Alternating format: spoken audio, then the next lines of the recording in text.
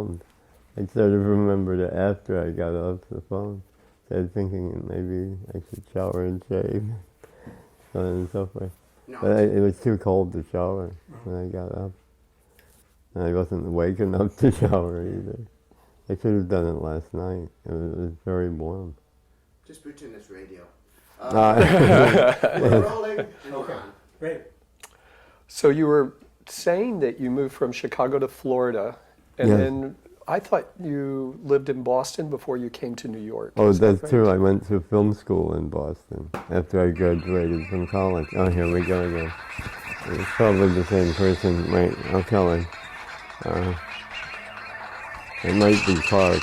I love your ringer. Yes, hello?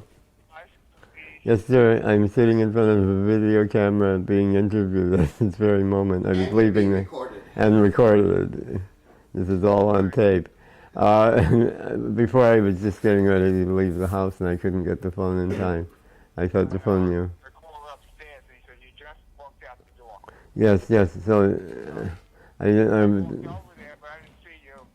So Oh. now I'm back in front of the record company, yes. and I went into liquidate. They're closing. You know, we've been speculating on that because they were running out of a lot of stuff. Hold on 1 second. I don't want to listen to the Wait. conversation. Besides, it's on tape anyway. Don't bother. Yes, sir. They have a big sign in there going out of business. Oh, gosh. Yeah, I was wondering. Everyone has remarked on that. It looks like they are. But they switched. But anyway, I'm using up tape. Oh, perhaps I should... But is there any chance that we could meet later? The date? Maybe. Sure. What is Yes, it, the 8th? I'm that sorry, right? the timing couldn't have been worse. Do what you gotta You do, mentioned your name. and I'll call you later. Yes, yes. Thank you. I guess I'll that's talk what to I you meant later. behind the absolutely informal. So we need a few formal Yeah, like that's right. snaps. Uh, Sure. So Yeah, he- tell me when I should announce all this. Now? We're still rolling, yeah. Go Sure. ahead. Oh, well, I mean, this yeah. is December 8th, 2008. Yes. Conversation with Tom Chomont. I'm Yes. Ron Gregg. This Yes. is Jim Hubbard. Oh, there's So you were saying you went to film school in Boston. So you were in Florida before going to Boston, Yes, but your yes. interest in filmmaking then was developed in Florida. Yeah, well, it started in when we lived in Skokie, near Chicago. My family had a house and they had a projector, a 16 millimeter projector, and my father bought the films mostly from Castle Films, which was a home movie company. I think he set out to buy the newsreels because he was from Poland, and he watched the whole development of the Nazi party coming into power and invading all the other countries. He remembered being there before, and he was glad he had left, but he wanted to document that, so he bought, each year he would bring by the Castle newsreel, but then he began letting my sisters and my brother and I pick films that we wanted. I wanted one of Jack Frost, so he bought me the Earworks cartoon of Jack Frost. My brother wanted Puss in Boots, so he got the cartoon of Puss in Boots. And then my sisters had two musical numbers, the number is called Ho Hum, and it's sung by three blonde women in satin overalls in a haystack, and it's intercut with a character actor in an office where he's taking pills to settle his stomach because he has indigestion. Would these have been clips from feature Yes, films or just short exactly. subjects? That No, they were either clips from feature films or condensations of feature films or parts of feature films. And they were sold as home movies. They had Mae West. They had, eventually they had Creature from the Black Lagoon, It Came from Outer Space, and Frankenstein and all of those.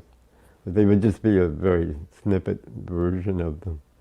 And they had them on 8 millimeter and Super 8 also later before they went out of business. He used to have a lot of those, but so not he the would just newsreel. project them on the wall, or he had a screen? No, I we guess, had a on the screen. It stood on the floor and you had to set it up, and I would help my mother set it up, and when I was helping her set it up, I started looking at the film, and I thought to draw some film in it. We could run it through the projector, but I just, when it went onto the reel, I just made it curl and go around the reel, and I realized you couldn't put it on the projector. So I began to look at the frames and everything, and it's very unusual that that happened. Also, we went to Florida, and they didn't want to take the big sound projector, so my father went to the store where he rented and bought the films and got the projectors, and he got a little, like, portable model projector that you just plugged into the wall. It just had a lamp and a motor, and it broke down, so he put a crank on it, and I remember sitting and cranking a cartoon, and if I cranked fast, it looked like it was moving, otherwise it looked like you could see the frames going through. And then I looked and saw the shutter, and it was strange. I saw all of that before the age of 5. And it sort of made sense to me. And also, one of my uncles was wanted to work for Walt Disney, and they sent him books when he applied. He had to study how to draw Mickey Mouse and other things. And in these books, it was discussing perspective. I couldn't read, but I could see the illustrations. I understood exactly what perspective was for some reason. I'm left-handed, and they say people who are left-handed have space perception. I'm wandering way off the topic as usual.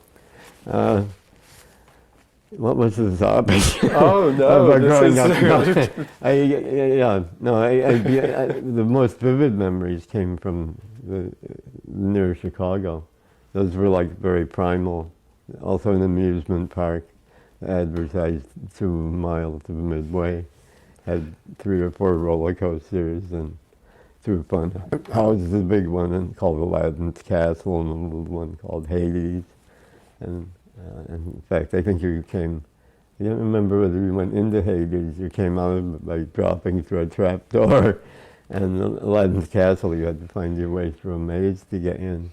And you came out on a conveyor belt. So when did you finally start making films? Did your father buy you a camera? Well, my mother had she filmed a lot. I think they're all lost now. They all, the dye just evaporated over time. I kept telling her to make a copy of them or do something to try to preserve them. And she never did. She kept them in shoe boxes in a closet in the downstairs room in the last house we lived in Florida. And by the time I came back from Europe and was trying to restore them, there wasn't much left of them. I mean, it was just like very faded images, and they had shrunk, so they didn't fit in a projector. But she filmed a lot of things. And it was with I can't think of the name. It's the camera, I think, Bell and Howell. Mm-hmm. It was a little magazine camera. It took 16 millimeter magazines. And she let my brother and I play with it when we got older. She was afraid we would break it to begin with. And then we began writing screenplays that we wanted to film. I wanted to do some Edgar Allan Poe stories, and we were going to do them with pipe cleaner figures, or we were there with puppets or something. Then we even thought of doing like action, and from that I drifted into thinking of doing things more like what I might draw or write. And eventually I was in summer school in Berkeley and went to Canyon Cinema and saw, and I had been reading about the films a lot. I wasn't reading the Village Voice, I think, until I was in college, but in high school, I used to often get an issue of Playboy a year, and because Arthur Knight wrote in it quite often then. He was a film historian, and he wrote an article about fireworks and the lead shoes and several others, and I was just fascinated that these films existed, and I wanted to see them. So the first time... When you were in high school, you went to Canyon? No, I was in college when I went to Canyon, but I began reading about the films. I think the first article I really read was in Playboy, oddly enough, and it was by Arthur Knight, and it had still a lot of stills from fireworks in particular. Just to pick up on what Jim was asking, so was this before film school? Oh, You yes, went yes. so you were living in Florida and still moving back and forth between Florida and Yes, Chicago? my mother was in Florida. My father had died. He died while I was in high school. But I applied to, actually at Canyon, it was Bruce Bailey. I asked him where would be a good place to study. He was the projectionist. And it was very casual, and everyone was always standing around at a point. And then one evening, I got into a chat with him, and he had shown a film in the series, and I told him I liked it, and I asked him where a good film school would be, and he immediately said Boston University. And so I applied there and at UCLA and one other school. I don't remember what the third one was, but I really wanted the Boston University application, even though the UCLA was a more professional program. The Boston, Bruce Bailey had said they put more emphasis on individual filmmaking. And he had just made contact with Alvin Fearing, who taught there, who made documentaries himself. And as it turned out, Alvin Fearing hated experimental film. I didn't know that until I got there. It was a big obstacle. I mean, he was always regarding me, and I started showing a series of them in Cambridge. And he was always looking down on me and saying, well, after the last orgy, or he seemed to foresee a life of orgies and all sorts of bizarre experiences associated with this. And, I don't know, but I actually liked his opinions, some of his opinions. Bruce Bailey came and showed films, as a matter of fact, and he approved of everything up to well, it's the one, the train, it's the Lohengrin, is it Lohengrin? No, or? to Parsifal. To Parsifal, yes. Then he stopped liking them at that point. He liked On Sundays and the Gymnasts, but then we got to Parsifal and he dropped out from there on. He was saying, what possessed you to do this? Bruce Bailey, of course, was very much into all of that. And I also, because I'd seen the early ones at Canyon, he showed On Sundays and the Gymnasts and to Mr. Hayashi. And I was aware it was the projectionist there who had made these films, which had won awards. So how long were you in San Francisco watching these films at Canyon? It was just for a summer. I was in summer school. I was switching from psychology to art history and painting, and I had to make up courses. I took abnormal psychology and a practical painting and drawing course and a history course. I think Baroque or some period or something like that. And I know this it was in the student lounge or whatever on the campus. I remember they were selling the Daily Worker outside or distributing it, and there were 3 cinemas, 2 of them right on. I don't remember the main street, the one that goes to the campus, right by the student lounge. Telegraph Avenue? Yes, there were 2 cinemas, and the program notes were written by, oh gosh, another memory dropout, the lady who wrote for the New Yorker. Pauline Kael? Pauline Kael. She apparently was married to the owner, so I was told, and she wrote the notes for all the films. They were like revival houses. They showed The Golden Coach and Breathless, and I don't know, everything under the sun, even some silent films. But what year was this? This was in about 62 or 63. 63. It was the summer of 63, which was a very fertile period in the New York avant-garde movement. I think Gregory, I saw Gregory's film, in the memory drop. I saw, yes, oh, this is terrible. The very first in the trilogy. Oh, Psyche? Yeah, Psyche. I saw Psyche and I saw the Swain? Swain were shown. Swain was shown on a program with Zero de Conduit, the Jean Vigo film, which for some reason totally blew my mind when I saw it Kinda because blows I'd read mine. about it so often. I mean, I heard about it as a very historical one of the, it was in the 10 best lists of several critics, but it was the most unlike a regular film of all of the films I had seen in that kind of context. I mean, it seemed like the bridge between experimental and mainstream film. So at Boston, you were sort of programming experimental film. Did you Yes. invite filmmakers? Were you the one who Yes, I invited Bruce did Bailey? for a time, but it seemed like they were getting a better deal by renting them because they were guaranteed of a certain amount. If they came, it just depended on who came to the showing, how much they would get, and some people attracted a lot of people, some people attracted very few, and it seemed to me sort of unfair, but I enjoyed having them come, and I thought it was much more interesting when someone could speak and answer questions with their work. But I discontinued it towards the end because I couldn't really guarantee them.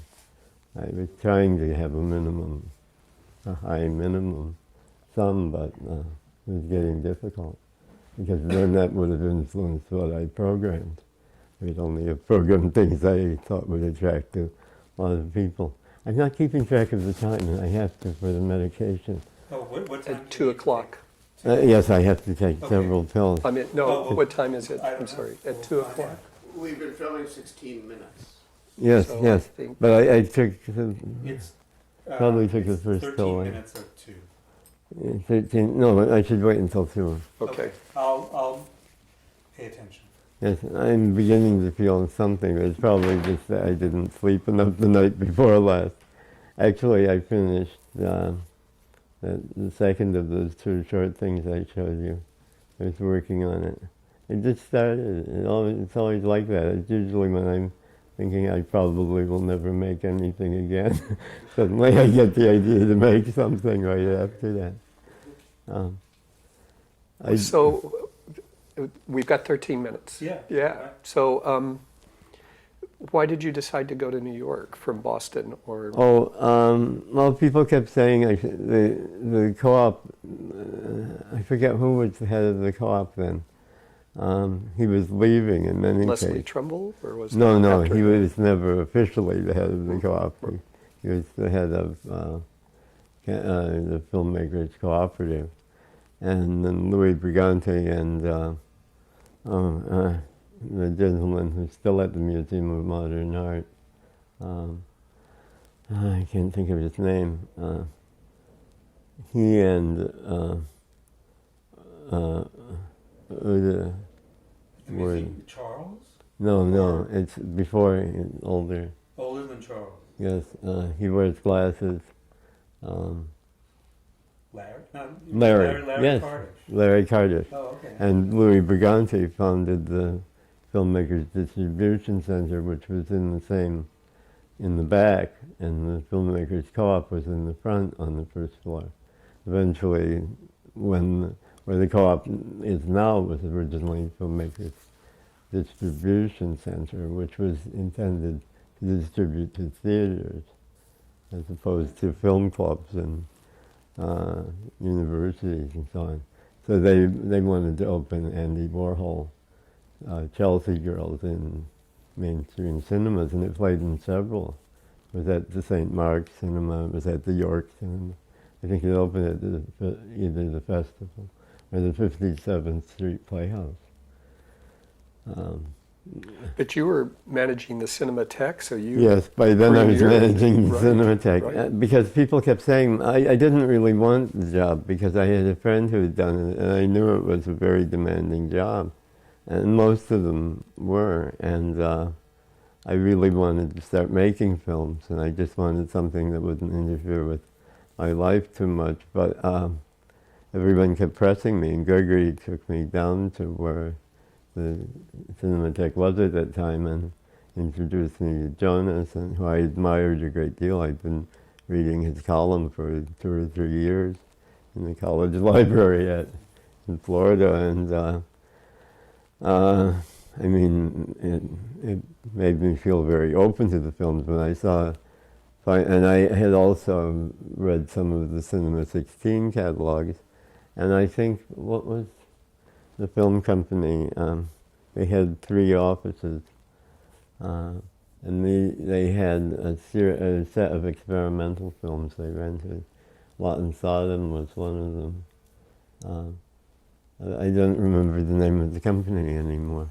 I had their catalog, and I read. They also had Geography of the Body. Didn't Grove Press rent some? No, that was later. That Grove was later. Press. And Evergreen? They both distributed. They bought the rights to some films. Was it Evergreen had the rights to a film by the author of Waiting for Godot. Yes, Beckett had written a film for Buster Keaton, Right. Mm-hmm. and they had that, and they had the film by Michi, the Japanese writer. The film was called The Ritual of Love and Death, and Mishima? Mishima, yes. I had read his book, Confessions of a Mask, I think it's called. And yes, I was curious what he would do as a film, as a follow-up to that. Was it Markopoulos that then invited you to New York? When you say Gregory took you down. Well, it was more complicated than that. Actually, both he and Robert had stayed at my house at various times. In Boston? Yes, and I'm hoping this doesn't seem invasive on Robert's privacy, but he and I had slept together on one occasion, and I began to fall in love with him, really. And I think I largely came to New York one summer. He had a place on the Bowery from a friend of Gregory's, and he invited me to come and share it. I think because he needed rent. He was staying with Gregory, and Gregory wasn't comfortable about it at all. He thought he was much too young, and he was asking all of his friends what they thought of it. He admired Robert a lot and had a lot of respect for his ideas, and but he wasn't comfortable with him staying in his apartment. For one thing, the owner lived on the first floor with his wife, and he was aware of almost everything that was going on in the building. So it wasn't paranoid at all. In fact, he threw everyone out after a while. Were Gregory and Robert lovers at the time? Well, they had slept together also, and in fact, the first time I met Robert was I worked in a cinema, and they closed at about 1 in the morning. He was just getting back from one of his first trips to New York to choose films for. He was in a boys' school in New England, and he later told me I think he told me when I met him that he was rather bored with the school and wanted to do something to liven it up, and he'd been reading about the underground film movement, so he went to New York to select films. He'd somehow gotten appointed to do the film series, or had it approved to do the film series, and he had met Gregory, among other people. And I knew Gregory. I had been doing the transcript of Twice a Man. Just the year before, I think it was when I finished it, and he sometimes asked me to write program notes too.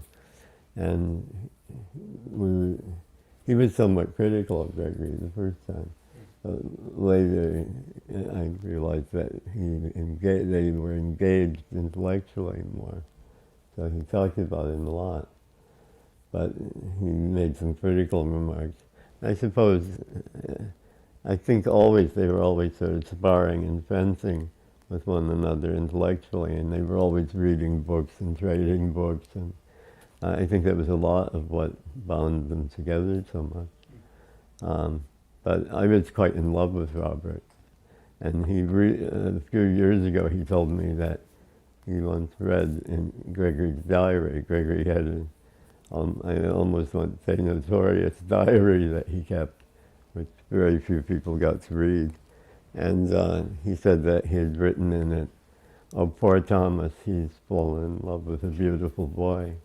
And I think that was quite true. I was in love with Robert because of his beauty and the refinement of his manner. You know, he had ways of, without saying things, indicating or leading you to appreciate something. I found that very refreshing and very entrancing at the time. And I found him quite beautiful. But I don't think I realized how deep and how insightful his thinking was. I think it was more in a playful or romantic way that I saw him. And I think that's what Gregory was saying, that I had fallen in love with his appearance rather than with his intellect. But in the end, I just think his intellect influenced me a great deal, certainly in my reading. I read authors who I never would have come in contact with otherwise. I liked French literature. I went to French and Italian movies primarily, but I had never heard of Monsieur Test by Paul Valéry, and Robert gave me a copy to read on the visits. I think he was running away from home to be with Gregory, and he came to my house, my apartment, and asked me to help him. And we spent the day together, and he got on the train, and then he found out that Gregory wasn't all that happy about us moving in. And he ended up taking this apartment for the summer, and he phoned me and he said, "Well, Thomas, are you going to come and share this apartment with me?" And of course, I was feeling I'd lost the love of my life, and so when he said that, I immediately made plans to back up and go to New York. Where did you meet Gregory at Boston? Did he come to guest lecture or instruct? Let's see, I met Gregory through a friend of mine who was managing the co-op in the beginning. His name was Robert Brown, and he was very hip and very cool. He was into jazz. I remember I spent part of the summer when I first came to Boston. He was staying in Bruce Conner's apartment. And Bruce Conner had gone away for the summer, and Bob Brown had taken the apartment, and he invited me to come and stay with him.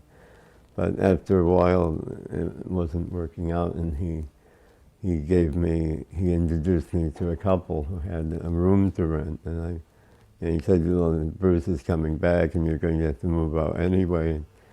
He was constantly smoking pot and talking about the LSD experiment in Cambridge, and I was interested in the LSD experiments because I was studying psychology, and there was a lot being written about LSD being used in psychoanalysis, especially as a substitute for dream analysis, because it allowed the patient to, in effect, have waking dreams by putting on a blindfold. I think 2 psychiatrists were using it that way.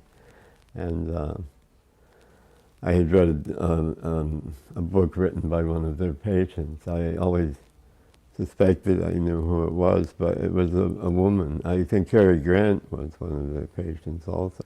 He was, yes. A number of movie stars. I think the book I read was possibly by Mary Astor, but I'm not sure. It was written under a pseudonym, but it said she was a well-known Hollywood actress. And so it's 2 o'clock. Do you want to take your pill? pill? Oh yes, I you have to take your or pill. else I'm bound to have an off. I'm not having over movement now. I can tell I'm veering more towards an off. Pause camera? Sure. Well, I'm going to keep talking. I mean, this is very much part of my life now. Yeah, no, Cary Grant, I think it was either Life or Look, there's an article, a Yes. profile on him that talks about his Yes. LSD experiments. Oh, well, what's her name? Claire Booth Lewis talked about it, but she seemed to make very little of it. She acknowledged she had tried it. Peter Fonda did a long interview in Playboy again, where he talks about it and the tremendous impact it had on his life. I mean, it was strange. I wanted to take it, but I mean, it seemed so accepted, and so many people were saying they'd taken it and had wonderful experiences. I thought, well, why not? And but as soon as at the end of the first experience, I began to have misgivings and question if it was a good idea or not. I think on the whole it was, but I don't think it's necessary. Later when I did meditation, I had the same experiences, but I think they were more meaningful. They were more bizarre and exhilarating and sometimes frightening when I had them induced by a chemical. Later I could approach them slowly, and I was doing meditation to try to enhance perception in general, so I was more aware of the different parts of my mind and the relation between them and the relation between inside and outside. I don't want to interrupt you, but I want to make sure you... Oh, yes, no. I often do that. I start talking and I don't even take the pills. No, that's... The result, when somebody's with me, they're supposed to write down what I'm taking. He does, that's what I was looking at. Yes, he's got enough juice for it. Wait, I've been taking half of this. This is the medicine that is notoriously inducing instant sleep syndrome in people in Florida, some of whom were driving cars at the time. When I first took it in the stronger amount, it did induce. I had a colleague in Chicago who wrecked his car doing medication. medication. It was this is Ambien, actually. What he was wasn't it? quite awake from sort of an Ambien. Oh, Ambien, yes. And I then got didn't. I behind wasn't crazy about Ambien either. Innocent thing. Yes. People said it was the mildest, at least disorienting sleeping pill. And I had taken some over-the-counter sleeping medications when I was doing temporary office work, because they were always pushing us into working day and night shifts in the same week, and it was just, I couldn't go to sleep something at night or in the daytime after a while. So I began trying sleeping pills, and I've always wondered if that could have been connected with the Parkinson's even. So I wasn't anxious to take more sleeping pills, but they were prescribed to me when I first was having treatment as a mild, compatible. So Larry, sleeping. I forget the last name, Larry Brown? Cardish. Bob Brown. Brown. Bob Sorry, Brown. he introduced you to Gregory. Yes, he actually, let's see, I'm trying to think where we met. I think it was at the City Hall Cinema, which was where the Cinematheque was showing the films at that time. It was more or less where Pace University is today, very near the City Hall. And it was down on some sort of highway ramp, and it was sort of in the curve of the ramp. it was sort of below street level, in effect, but the highway went down there, so you entered on the ground, but you were actually under the City Hall Park or something, or the road there, Broadway, or I don't know what. And I went to several showings there. But I believe that's where I met Gregory. He was editing the Iliac Passion at the time. And no, it was at the old Filmmakers Co-op. That's where I first met him. I forget how this came about, but Gregory was going up there to get something, and he said, "I have this friend who I think you would like to meet," because I was always. And the first thing I said to Gregory was, I wanted to know if the figure, it's not the young mother, the one associated with the moon. I wanted to know if that was Diana or if it was also one of the lunar goddesses. And he didn't say anything. He was writing something, and he continued writing. Then when he looked up, he said, "Thomas, I want to ask you a question. Would you be willing to transcribe my film? I've been wanting to have it transcribed frame by frame notation." And I mean, I was overwhelmed. I had shown it at the college where I was. I found it just startling, and quite good, quite powerful. And so of course I said yes, and he shipped me a copy by, I think, parcel post to where I was living. I was living in this room this couple had to rent, and oddly enough, the husband was very cantankerous and very reticent. He would sit in the living room. They were doing a special on some politician, and they got to the part where they said, on weekends, he and his 4 children, and suddenly the man said, 4 children, my God, how did he have 4 children? And that was about the only contact I had with him.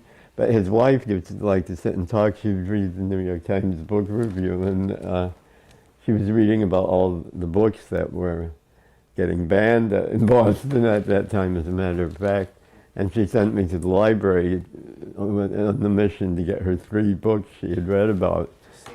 Naked Lunch, Our Lady of the Flowers by Jean Genet, and what was the 3rd one? Well, when I returned them to the library, they locked them and they had all been seized and taken off the shelves, and bookstores had been raided. A friend of mine had been arrested because he worked in a store that was selling them in paperback. Oh, and Last Visits to Brooklyn was the 3rd one.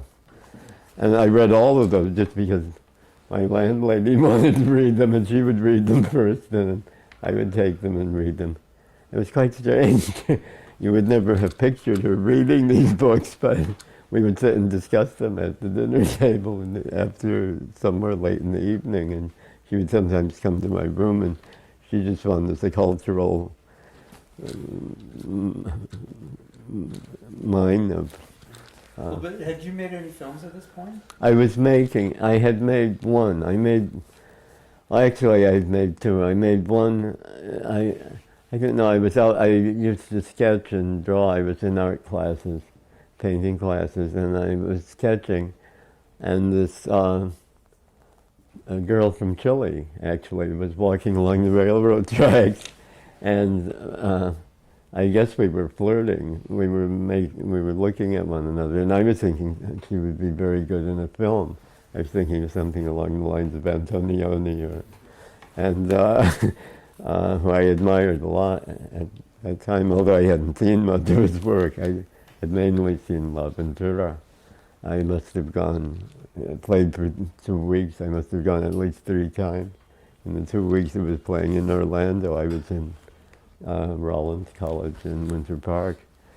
And I asked her if she would be in the film. My sister who lived in Texas, we were visiting her, and she gave me an old Bell and Howell again. No, it was a Kodak. It was a Kodak camera that had the 2 eyesight things on the top, folded down, and it just took a regular 8mm film. And so I made a film. I found a place where I found out about splicing tape, and I did the first one in black and white, which cost almost twice as much as color film because very few people developed it. Let's see. Did you take another pill? I don't remember. I don't think I took the amantadine. No, you only took the one you cut in half. And then you took one at 1 o'clock. Yes, but it's time to take another one of those. Okay. I thought I had more of those. I didn't take one of these because there were 3, and I took one at 1. I must have taken one at 2, because there were 3 of them originally. You only took the half Right. at 2. Yeah, well then I have to take this. Oh wait, maybe there are 2. Or maybe I'm seeing double, I can't tell. Well, I'm having over movement already. I might have more, but it's certainly better than no movement. Huh.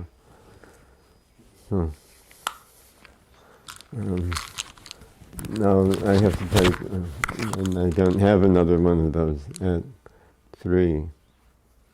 I may have to, Rebecca may have to go back to the Okay, house, we'll even if I don't. send you- Whatever, yeah.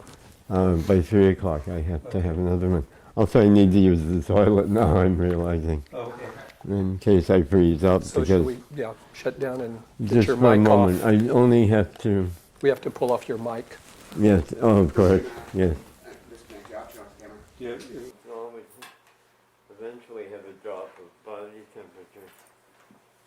Although my friend Tony, did you meet Tony? Tommy? Tony. Tony. Guy in Brooklyn. No, I've never I met used him. to stay with him. He used to call me his hot water bottle in the winter because I was Oh. always so warm. He'd love to have me stay over. So what do you want me to do? Let's connect. Okay. Do you want to do the same thing? Yeah, this is Oh, good. yeah. Tell me where to put it. I'm in slight over movement. That's when I knock things over. Here, there's your napkin, yeah. Then all you have to do is be somewhere where it doesn't matter.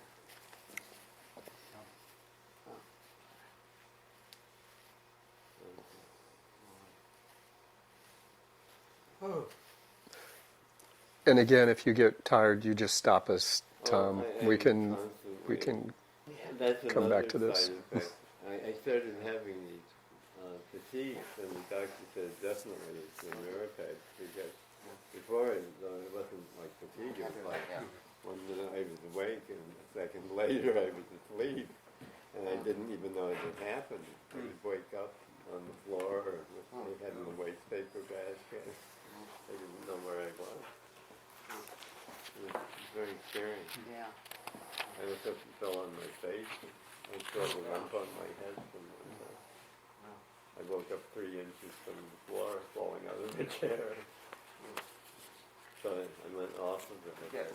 Maybe lower chairs next time. Yes, that's an idea. I have to lay on the floor, I think, all the time. I managed to pass out in whatever position I was in.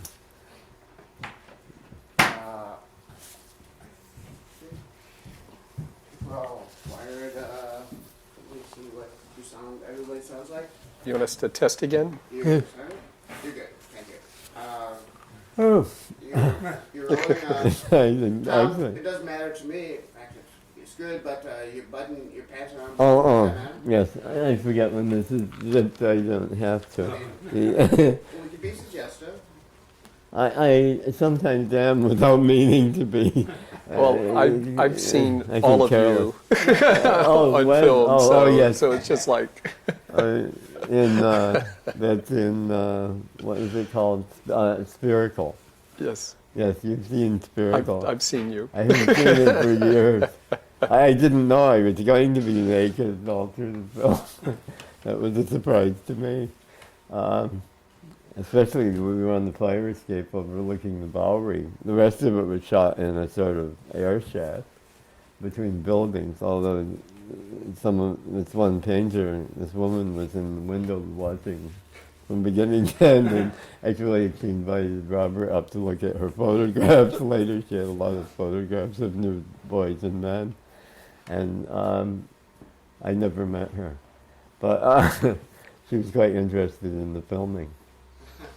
So what was the first film you screened publicly? Oh, that you that made? was probably a film which I don't show anymore called The Hungry Heart. It was more or less based on a short story I had read. I think it was in an Alfred Hitchcock collection, and I don't remember who it was by, and I don't remember what it was called, but it was more or less a somewhat erotic tale in which a man is traveling in Italy and meets a very exotic woman, and they go back to his hotel, and they're going to bed together, and then he realizes the lights are still on. He didn't switch the light off. And they're about 10 feet from the light, and suddenly her arm reaches out and turns out the light, and that's the end of the story. So I wanted to do something like that as a film, and I was thinking of Vertigo in particular, which is, seems to be is sort of an erotic engagement between the man and this woman, and turns out to be something quite different at the end. So I wanted to do it sort of like an homage to Vertigo. And it was the first film I shot in color. Also, I was dedicated to black and white up until then. And you screened it in Boston or here in No, New I York? shot it in Winter Park. I shot it by the shops. I had him following her through. There's like these little gardens and courtyards and bubbling fountains, and it was quite nice scenery. I remember in one shot the store had puppets hanging, and I had them in the foreground of the shot, and doing all of these things. And the last of it was shot in her bedroom when they're at her mother's house. She lives with her mother and her younger sister. And I began dating her more or less. And I took her to see La Strada. It was being shown by the Film Society. And she was from Chile, yes. And she said she could understand the Italian without even reading the subtitles. I couldn't, and I had studied Spanish, but I had never used it. I went to a high school in Fort Lauderdale where you had to take Spanish, more or less, but I didn't know many people who spoke it. In fact, I was in Havana. One weekend, they told the students if our parents would pay $25, we could go to Havana for the weekend. And so I asked my parents, and they gave me $25, and I went to Havana. And we went to the Tropicana. We went to another nightclub, an old one in the downtown section. And the strange thing was they had very open bordellos in these nightclubs. And at the Tropicana, you have to go through the gambling area, and on the balcony were the girls inviting people up. And in the other one, it was an old elevator, and we just happened to stop on the third floor where the bordello was, and everything was in full swing. And when the doors opened, it was quite shocking. And then it turned out that they used to have a very nice review, but it had turned into a strip show, and the teachers hadn't been informed, and they took us there. And the next thing we knew, the teacher was had a stripper sitting in his lap, stroking his hair, and we had a meeting the next morning at breakfast, where after breakfast they sat us down and said, "No, this was a mistake. We didn't know the show had changed. Please don't tell your parents." It was very strange, but I never really learned. I didn't get the habit of speaking Spanish. I like to go to French films. I like some Spanish films too, but mostly French and then Italian and then Japanese. Japanese films were a lot more available. At that time, I think the Toho company owned a cinema in Midtown on 44th Street or something. I remember going there to see Onibaba while I was waiting for the bus to go back to Boston. I just went in and saw the film. That was at the time when they used to license films in New York. It was like dogs or cars. You had to have a license to be shown. And there was a committee at City Hall that actually sat down and watched these films. I don't think they watched Onibaba because there were a lot of things in it that were prohibited in New York State at that time. And I was sitting there thinking, why are they refusing Scorpio Rising? Because they had refused Scorpio Rising. And some of the things in Alibaba seem to me much more raw. And I don't know if you remember the film. So I was going to ask, when you moved to New York, then you had sort of this social world of filmmakers with Gregory and Robert, and then also the filmmakers co-op world, or how would you describe sort of your social and filmmaking worlds? I was pretty much, I mean, I didn't get out of the Cinematheque until 1 in the morning. And usually by the time I closed up and dealt with everything that had to be dealt with. And, yeah, no, I was pretty busy.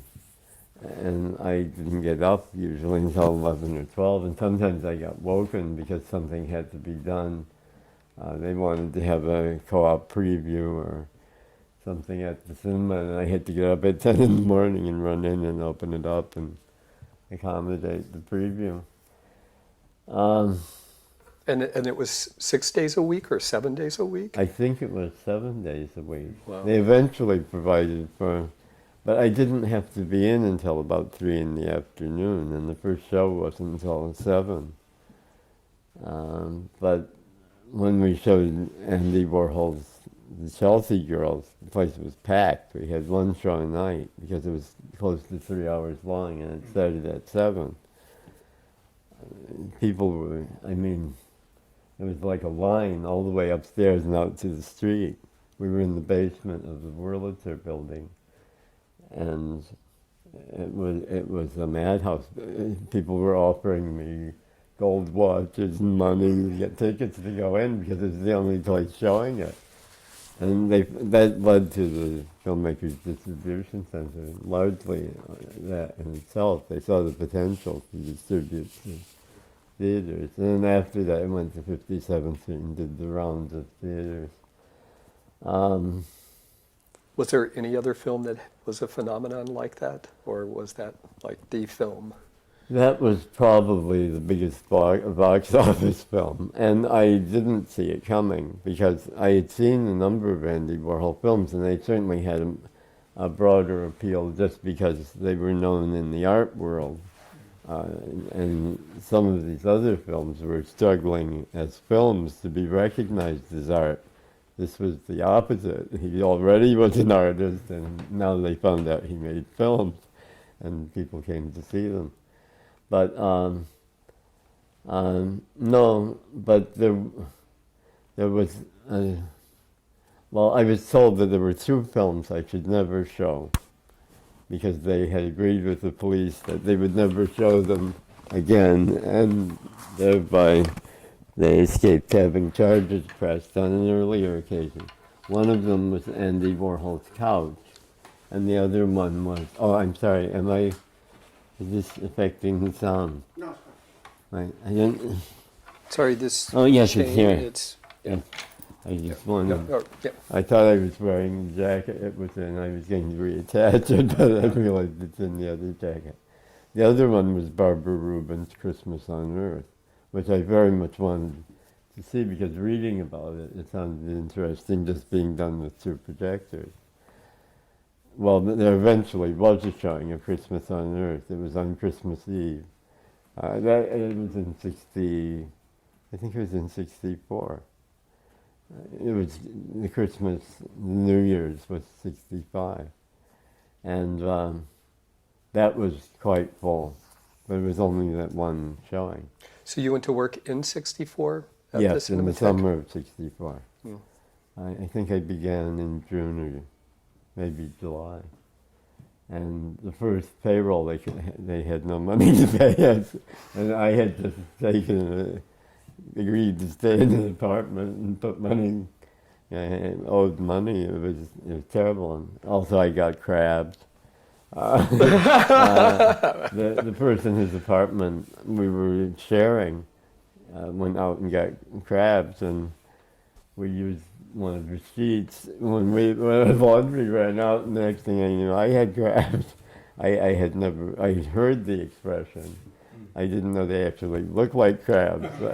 I took a lamp and held it, and I could see these little crabs fighting in the pubic hairs, and I went into a panic and called the hospital and said, I don't know what's wrong with me, but there are all these little crab-like creatures fighting with one another in my crotch area. And he just said, oh, well, you've got crabs. Go to the pharmacy and get some medicine. And so I learned how to take care of crabs. Your first summer in New York. I mean, I felt it was one degradation after another. And, but I was tired most of the time then. So, did you have time for filmmaking? I mean, it sounds like it was Yes. difficult to make films. Yes, it was.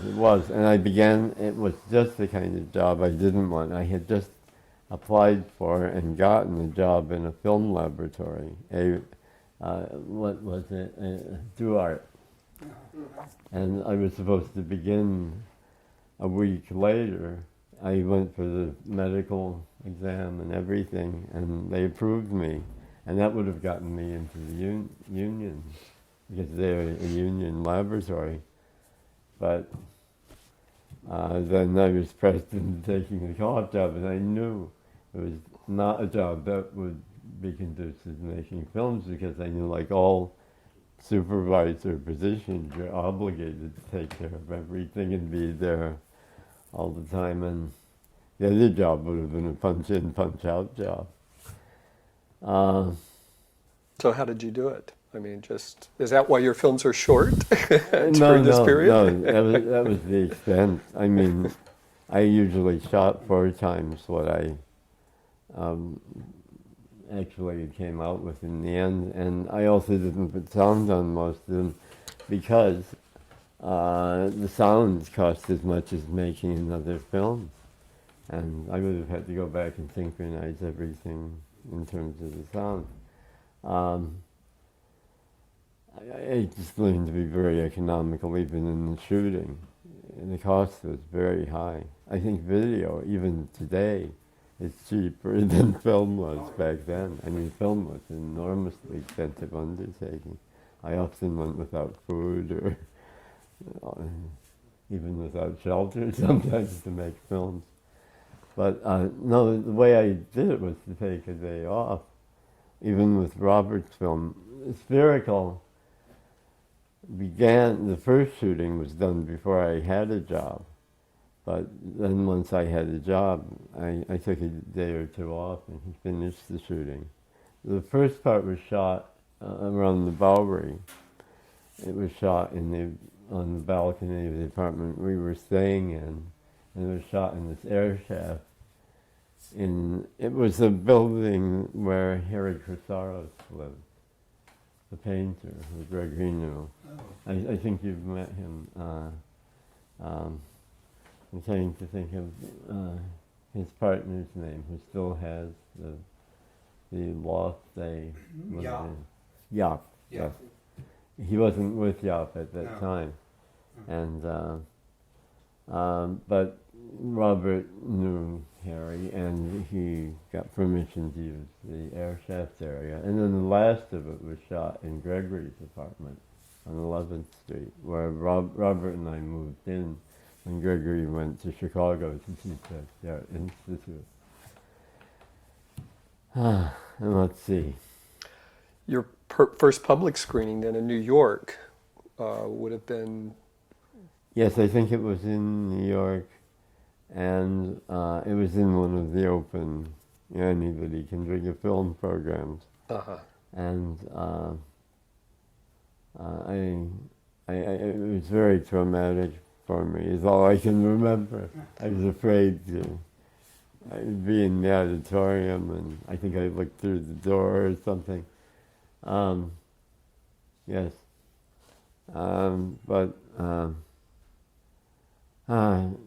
And I changed a lot. I mean, my style changed. I had also done a hand-drawn film, and I burned film sometimes too.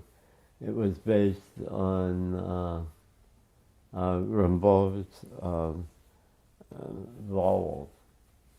It's a poem that he wrote using the vowels. Mm-hmm. And also I did sketches of other things. I think it was like it was a reel of opaque leader, basically, that I had used. I used colored felt tip pens, and I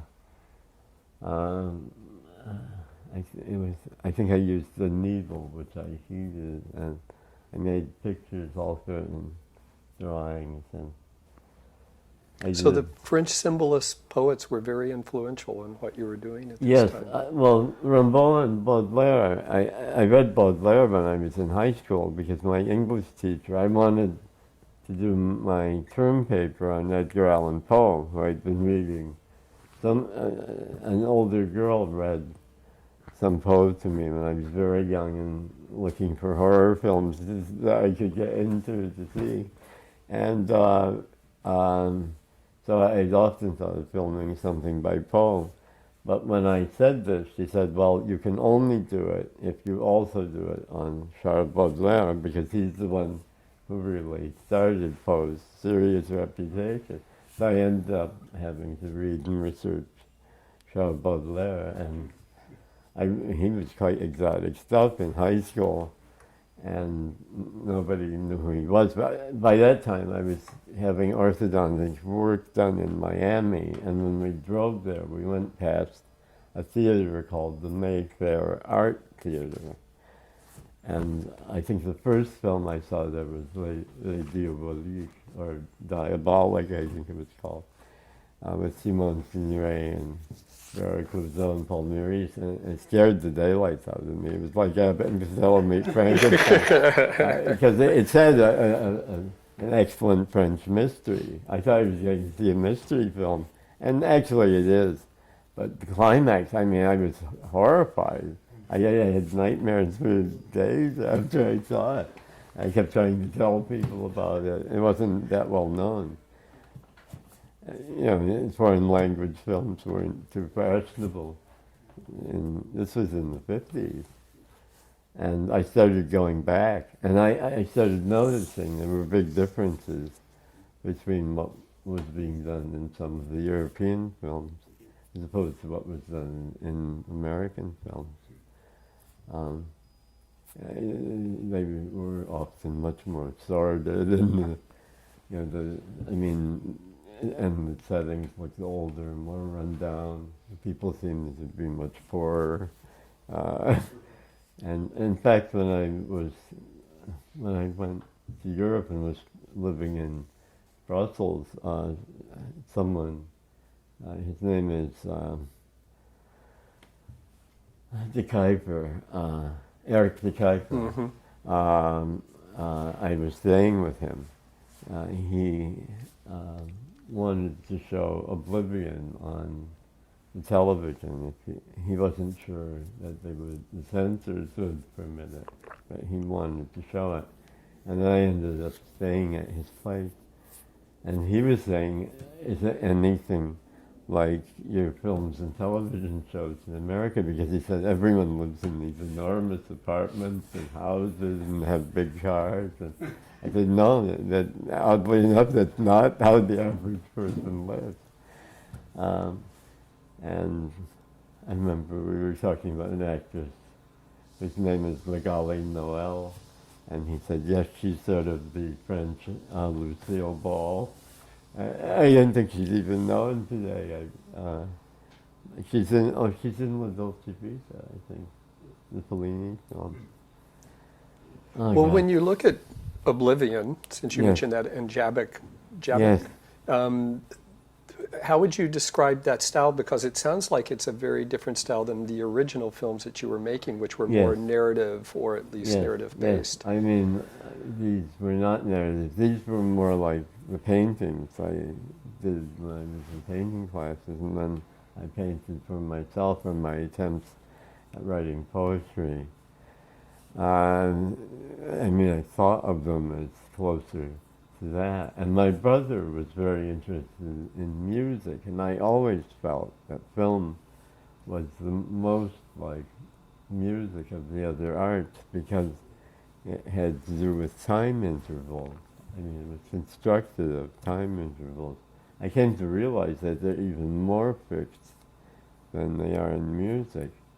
But with silent film, you have a similar situation because there wasn't a really, before 1920 something, isn't it? There wasn't a standardized speed. They were cranked by hand. The camera was cranked by hand. And the projector was cranked by hand. So if it was a very exciting scene, maybe they were just cranking away like crazy. And they tried to keep a tempo from what I've read. But I thought, well, that's similar to the fact that we play some pieces more up-tempo or down-tempo in one period than when they were written. I always felt there was a parallel with music, but I didn't know much about music, but I would talk to my brother about it. And when he saw my films, he said, yes, I can relate to them more from my music interest than from he was in drama. He was an actor and he wrote plays and he attempted to write one opera. He did write a one-act opera and it was in the finals, but it wasn't selected as, Beverly Hills had a contest every year. I think he was in the next to the last round. It was an opera of the Black Cat by Edgar Allan Poe. And we had talked about doing a film of that. We also started collaborating on films, and we always planned to use our mother's camera, the Ellen Howell with the magazine load. And in fact, I did use it for The Hungry Heart. But I didn't feel those were my own films. I think the first film, well, The Mirror Garden I felt was a lot like Gregory's work, and I think my admiration of him influenced that film at every turn. So I would say Jabber, that begins to go, and that also isn't divorced from Gregory's work. And then Oblivion, certainly. Oblivion came more completely out of my relation to film and the experience that I was having.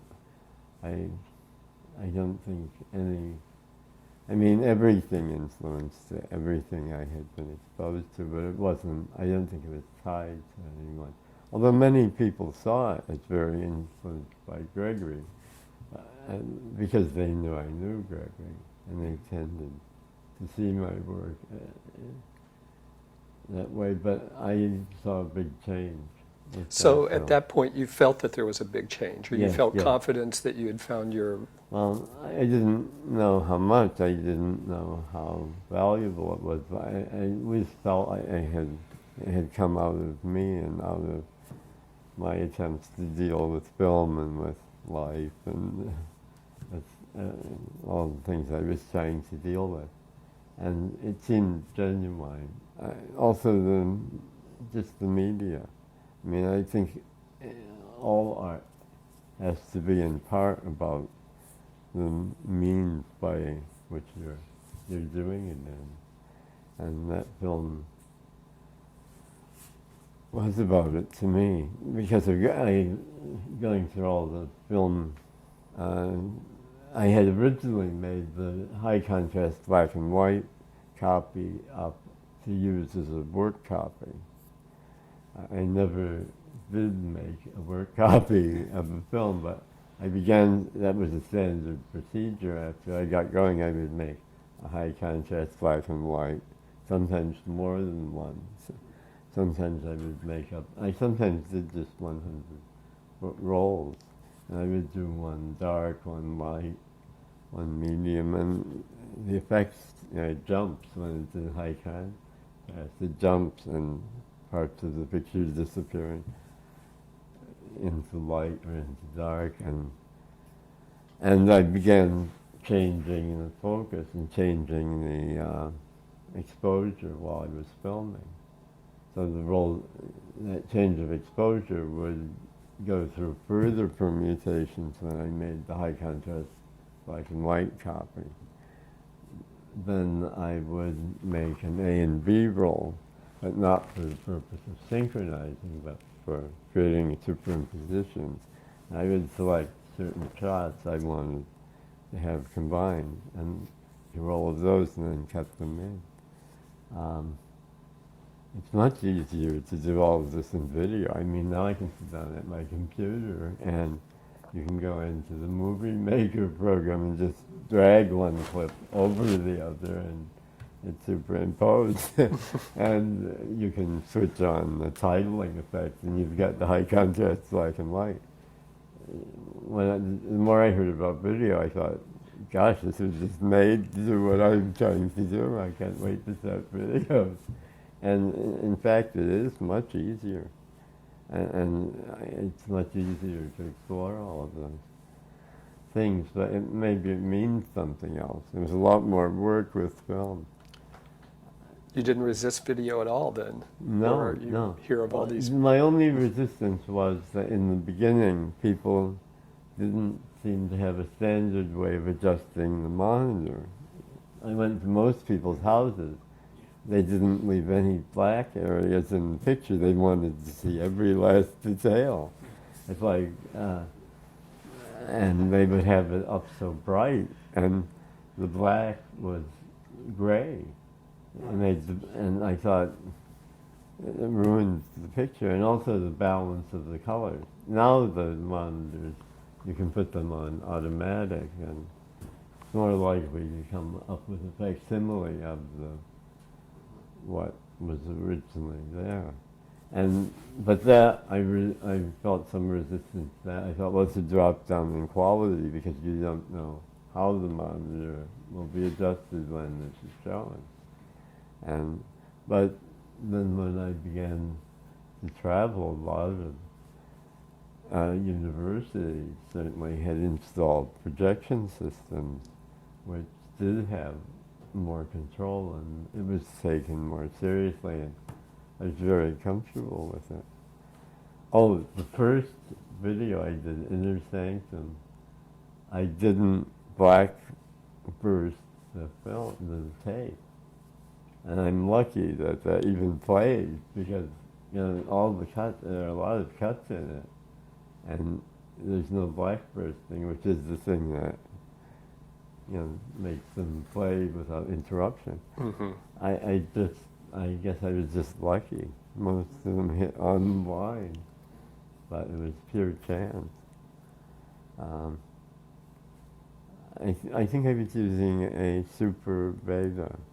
I started out with a beta, and then I got a VHS, and then I got a super VHS, and I used to just combine them. Eventually, they came out with a digital editing board. I think it was from Panasonic, and you could plug anything that had RTA plugs. You could plug into that and A&B them. And that transition, what about what year or when was this happen? 80s, late 80s? Yes, I started taping and playing with stuff in 88.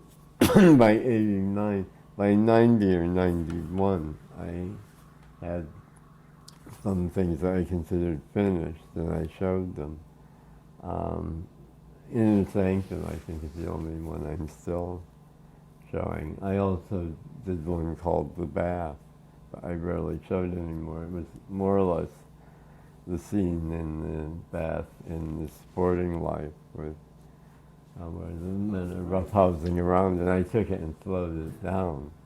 I know when I saw it in New York one summer when I was here in the theater, and that scene startled me a lot because male nudity was not shown, and it went very fast, but it was clear that the men had no clothes on whatsoever, and it was quite startling to see it. So I really wanted to look at it in more detail, and I made a recording off of a rental copy I had, and then I played with that and extended it. I kept slowing it down so that parts of it were almost like still images, and I began playing with the grain, but I don't show that much anymore. part of me still likes it, and I changed the framing. I kept alternating the framing from tighter to wider and full frame, and I don't remember all the things I did at the moment.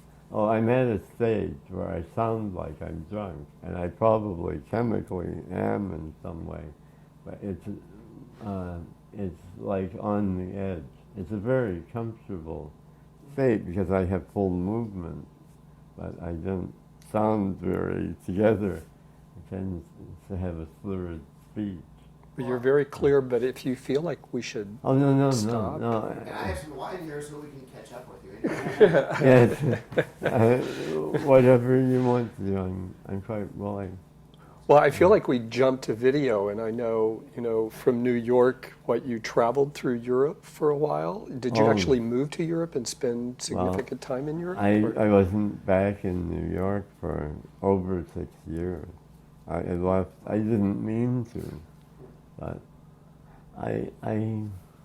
I'd begun having spiritual yearnings. I wasn't really. I don't think I had strong spiritual beliefs. I wasn't sure I believed in God. I questioned. I thought, is this just superstition, or is there something there? A lot of people were professing God, but I couldn't see any reason. I mean, it seems very hypothetical to me, and but I began to have a feeling I might have lost my soul at a point. I became very distressed, and I wondered what the soul was. Actually, Tabak has a lot to do with that period, because I really didn't know the Bible very well.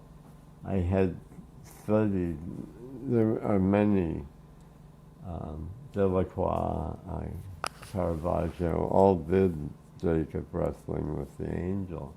I had never read the scripture, and when I wanted, and I thought, well, that would be a nice thing to do as a film, and so I went and read it, and I suppose that began my real engagement with spiritual. I mean, I realized there was something there. I at the time, I don't think I knew what it was. I was very afraid of dying. And some years later, it occurred to me that even living 100 or 200 or 300 years, that, I mean, I thought when I was a child how different I was physically and mentally. And I thought, after 300 years, are you the same person who didn't want to die? I thought it's impossible. Everything is changing constantly. Even if we could go on living for 300 years or 400 years like some turtles do, would we still be the same person? We would undergo so many changes. I mean, I've undergone so many changes as it is. When people were talking about reincarnation, sometimes I wondered if they meant all the things we go through. Because I think as we live and undergo these changes, we learn to identify with more that's around us. And I can't say I remember being born before.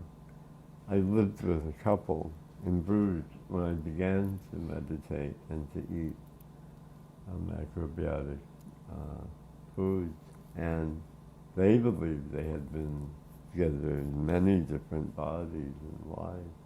They thought at one point they had been two troubadours in France during traveling together. And also they had been, this couple had been on the dig at Masada, and that was where their spiritual life began, because they felt the presence of energy from the time that Masada was a real city. They said especially in the bathhouse again, there was graffiti on the walls, and when they were translating some of the graffiti and taking impressions, they said they felt like there were presences there. So they felt that some of the people were actually present. And they said it was a very strong feeling, and that was, I think they were an American couple, but they were living in England, I think, and they contacted Dr. Mishra. He was a neurologist who was in a traffic accident, and I think he severed or injured his spinal cord, and he knew that the only surgery that could be done, or so they told me, was very dangerous, and it could lead to his being totally paralyzed.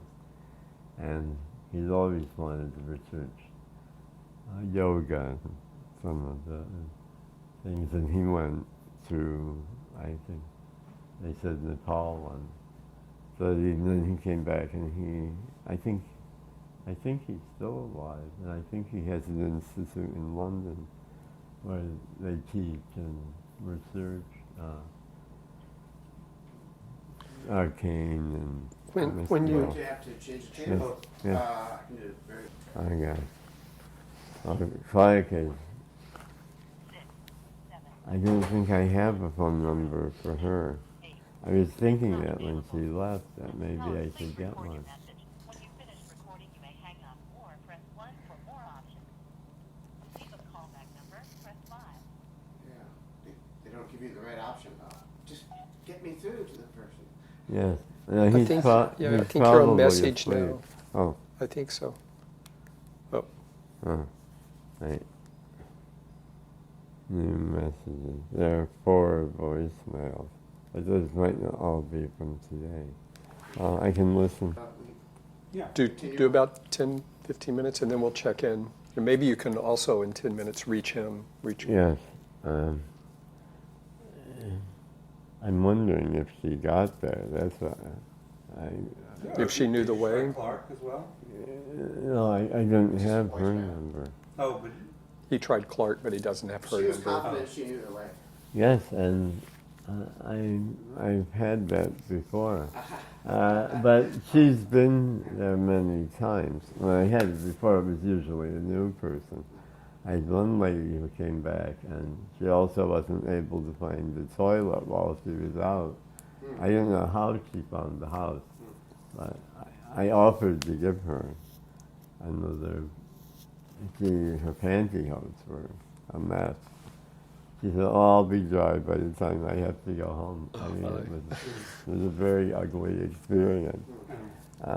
Well, I hope she at least knows how to get back here if she gets lost, that she Yeah. could at least find her way back here. The agencies don't want you to have each other's numbers, and oh, really? when I'm going out with a care person, it's not because when I'm moving, I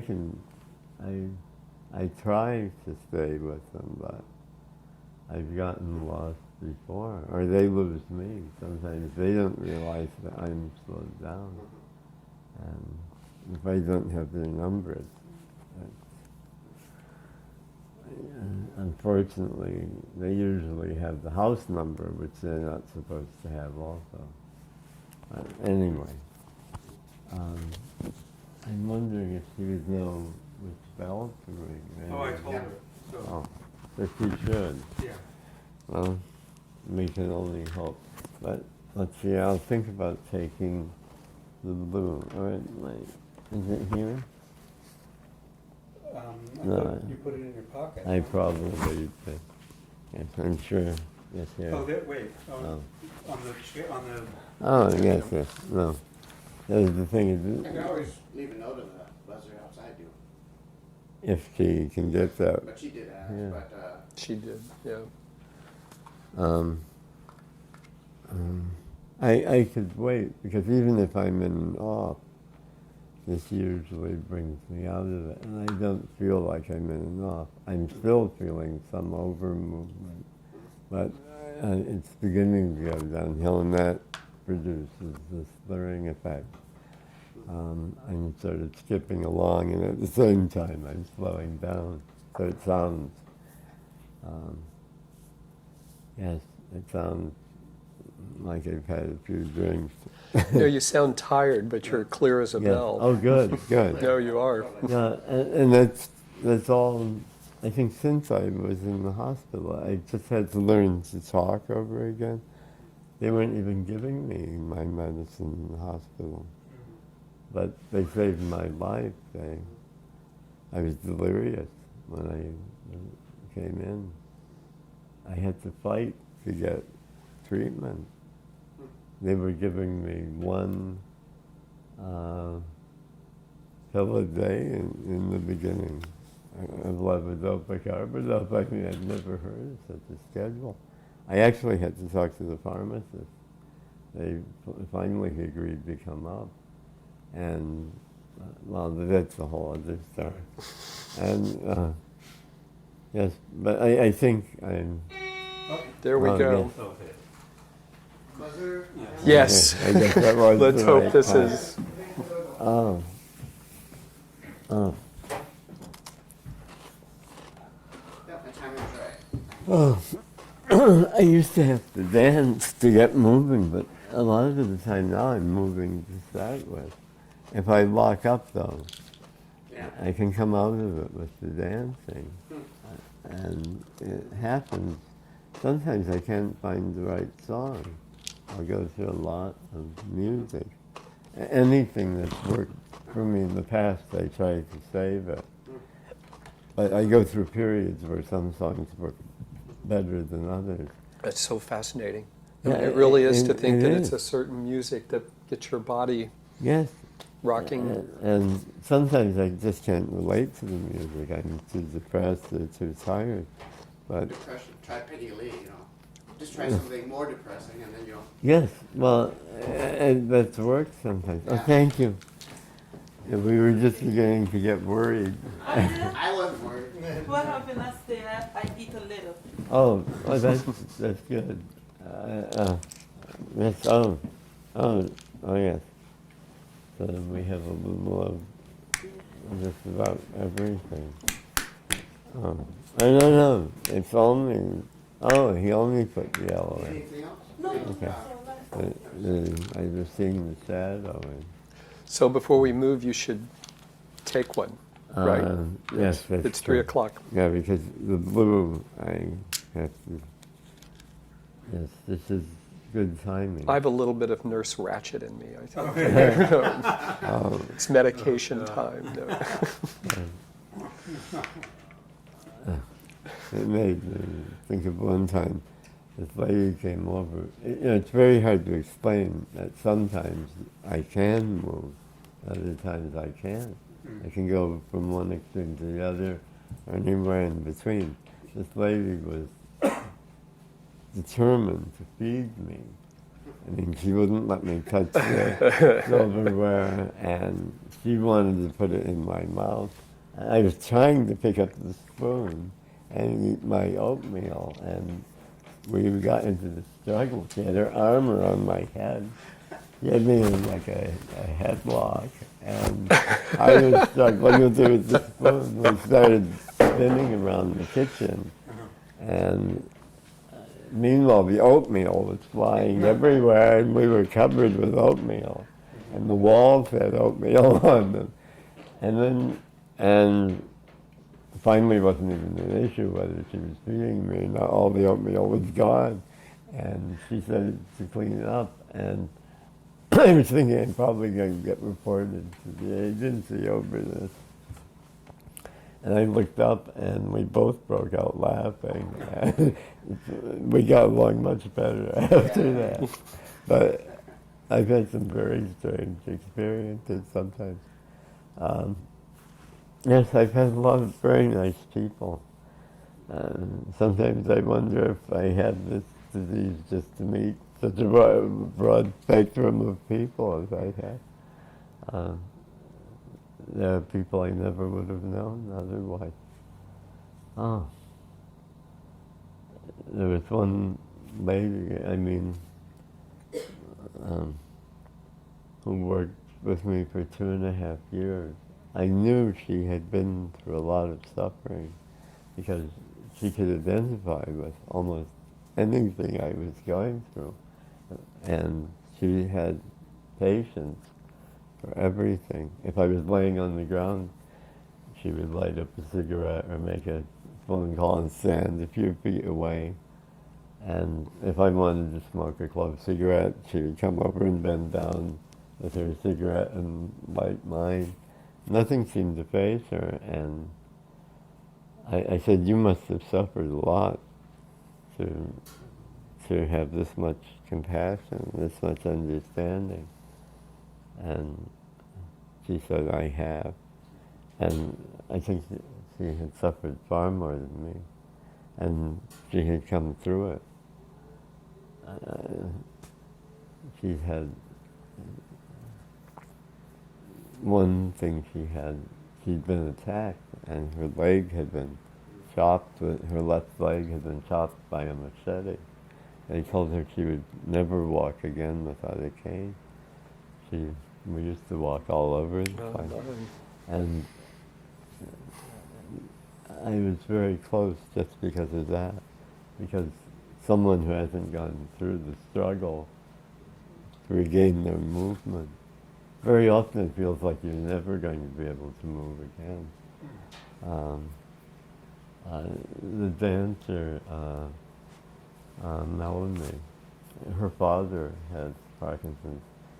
And I didn't know that was such a common experience. She said whenever he's in an off, he experiences a panic, that this is it, that he's not going to be able to move again. But the neurologist told, because I sometimes was in a panic. I thought I had reached the stage where I wouldn't be able to move anymore. But the neurologists have repeatedly told me that any sudden change is a matter of adjusting the medication. They said that the deterioration from Parkinson's takes place over 2 or 3 years at least, and it's gradual. Oddly enough, I've been able to recover. Like in the beginning, I couldn't button the buttons on the cuff, or even some of the buttons on the shirt, and now I can do buttons sometimes even when I'm in an off, where I don't have full movement. I don't know why, but I've been able to recover some things that I'm not taking film. And also sometimes I've run out of pills and frozen up, and I've been able to get back through music or just through people giving me enough good energy. I had that one night in the park. I was sitting on, I went, one story leads to another. I talk too much, although this is one time where I might have some use. Yes. Should we? I'm rolling. We're Yeah, rolling. sure. Oh. Well, back to Yes, your yeah. spiritual journey, I guess. You said you started it in New York. That was the late Yes. 60s? I mean, Yes, I was in a lot of pain. I was very afraid of death, and I felt very alone. Finally I was sharing Gregory's place on 11th Street with Robert, and Robert was going to go to Europe, and Gregory decided he was going to go to Europe too, and he left the Art Institute a month early, and suddenly I was alone in the apartment, and I didn't really know anyone in New York. I took a small room farther uptown. There was no bathroom, and I had to go out in the hall even to go to the bathroom, and there was a shower also in the hall. It was very painful. It was a sort of hell. And in that time I felt I had lost my soul. But that I wrote to my brother, and he said, well, losing your soul is something like losing God. You know, God is always there, and you just might not know it. And that was helpful. I think there's some truth to that, and I think the soul is like that. We can get out of touch with ourselves.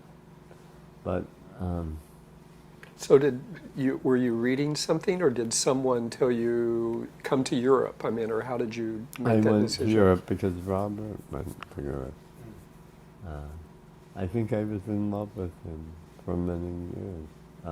Long after it seemed possible to ever live with him. Part of me probably wanted to. He had a tremendous influence on me.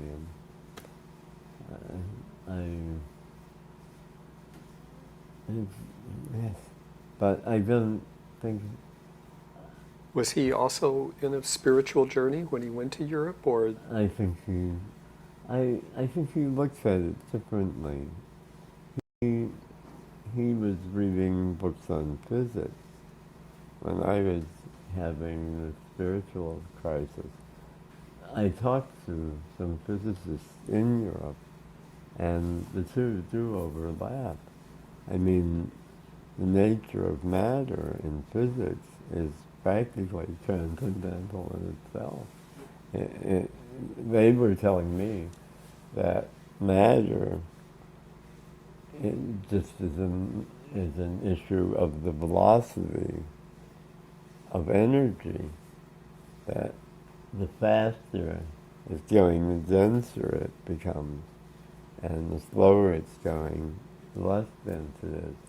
And you have to be at a certain speed to get to organic, living structures. Two physicists also told me the farther you go out from yourself, the more you go back in time, because it takes time for the information to be received and processed, and that there's always like a split-second delay.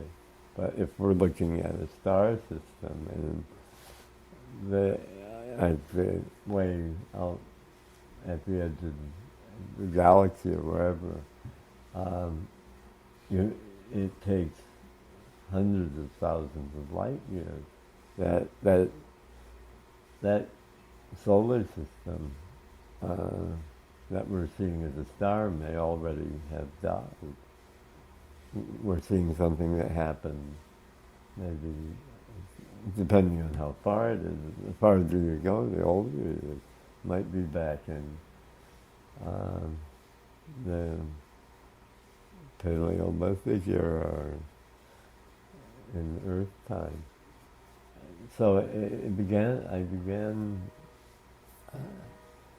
it's strange, when Robert and I talked after I came back from Europe, and when we talked in Europe, it was always like some understanding, but I didn't know what it was based in.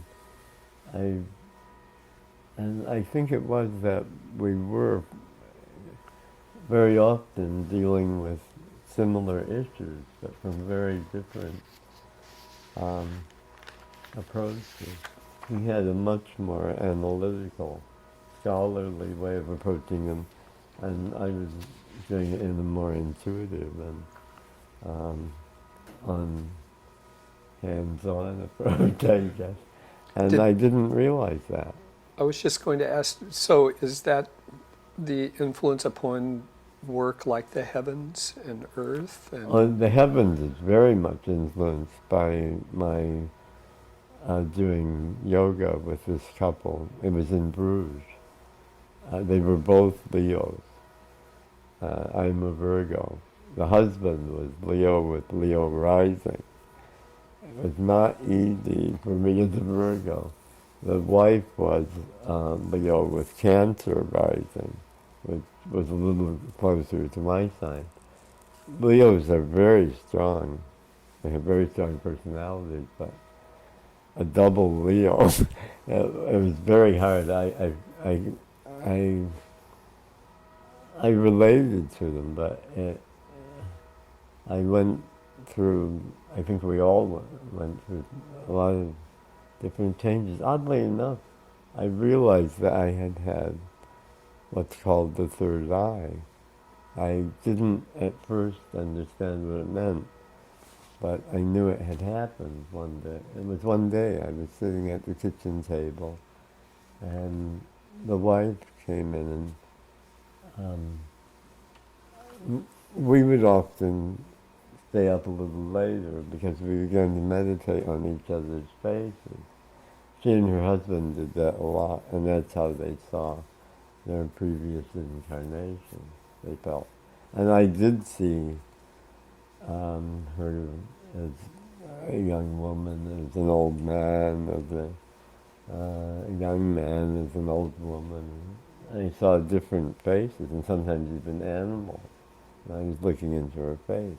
But I felt that was all things I had to clear in my own mind. And I felt that the reality was the center. And sometimes I saw that center as just a bud of light. And the more I concentrated on the center, I saw that there were colors changing in it, and it expanded. It was like I was going into the light, and twice I was. It was very much like what I've heard people who die on the operating table. There was a ringing in my ears. I felt like I was going back to something I had come out of. But I felt that when I was in it, I would be gone. And I was afraid. I felt like I was dying. And the first time, I was pulled back because I felt concerned for a man I was staying with in Amsterdam.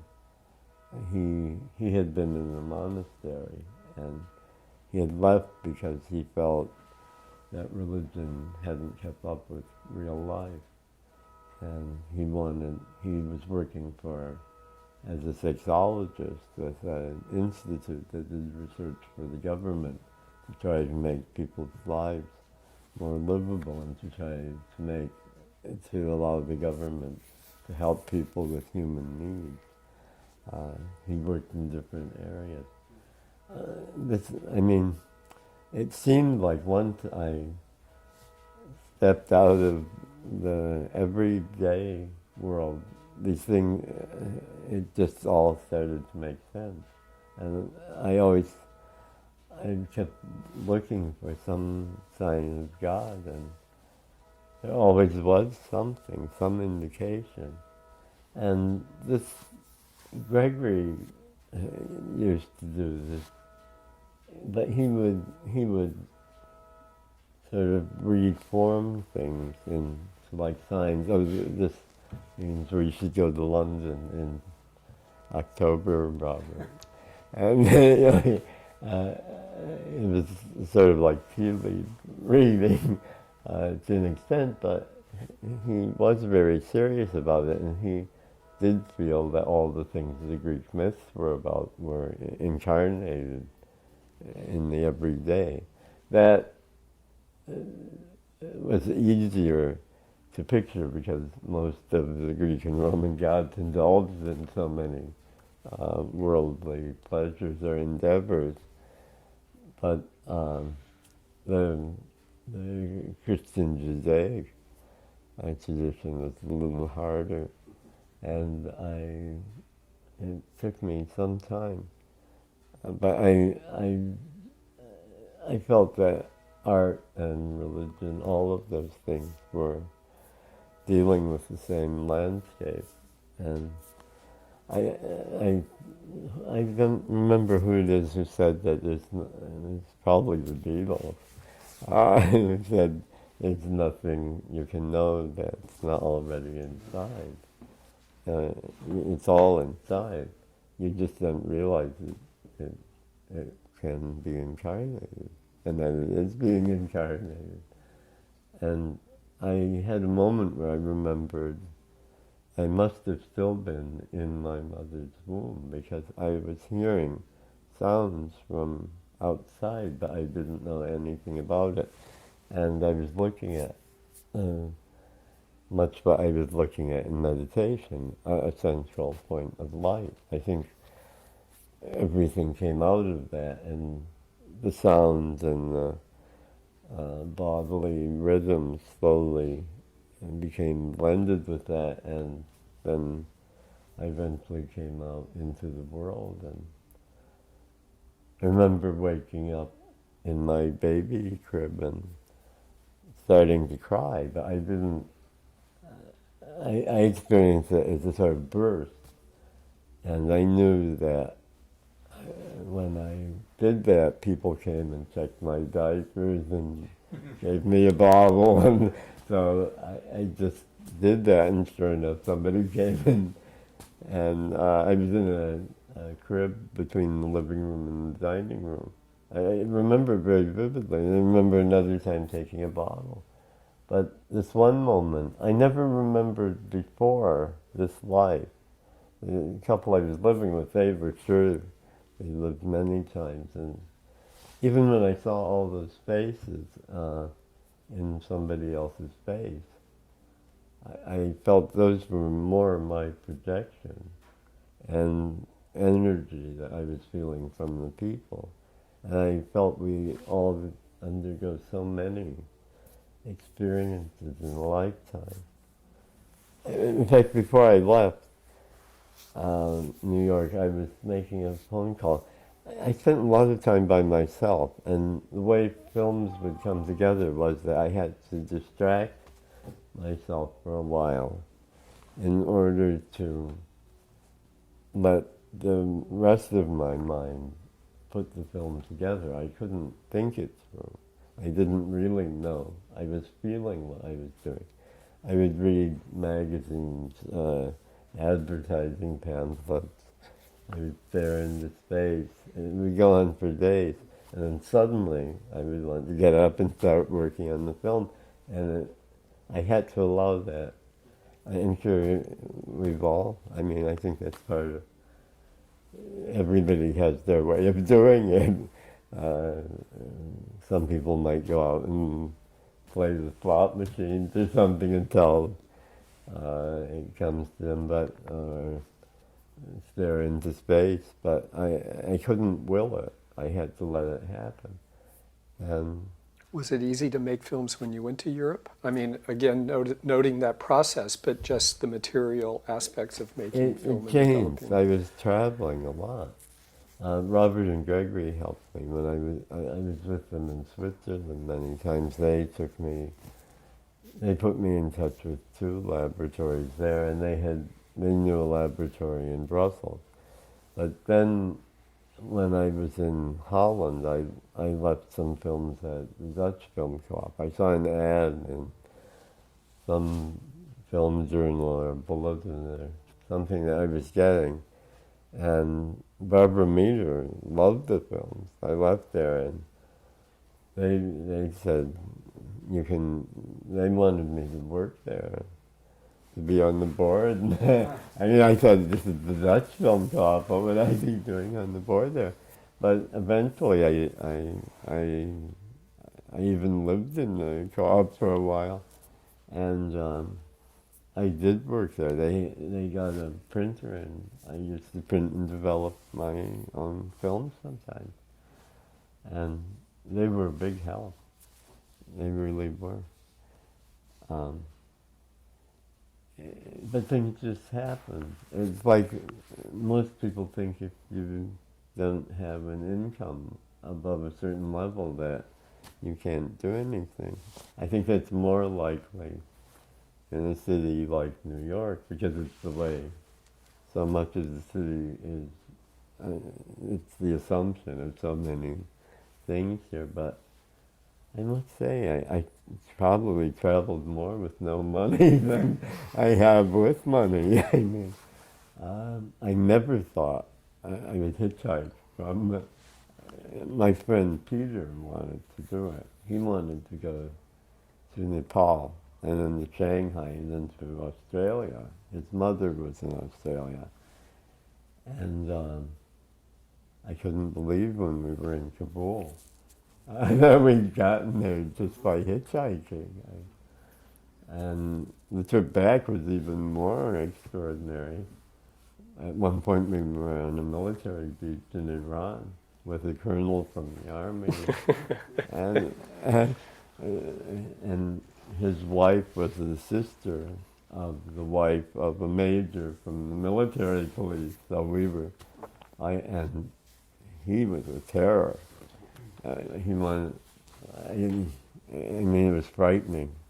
It was frightening, and I didn't know as much about the U.S. involvement in Iran at that time, so it began my becoming aware of the fact that we had more or less installed the Shah. And when was this? This was in, let's see, it would be 71 or 72. And I mean, we had little or no money, and we were in these countries where nobody had any money except the rulers.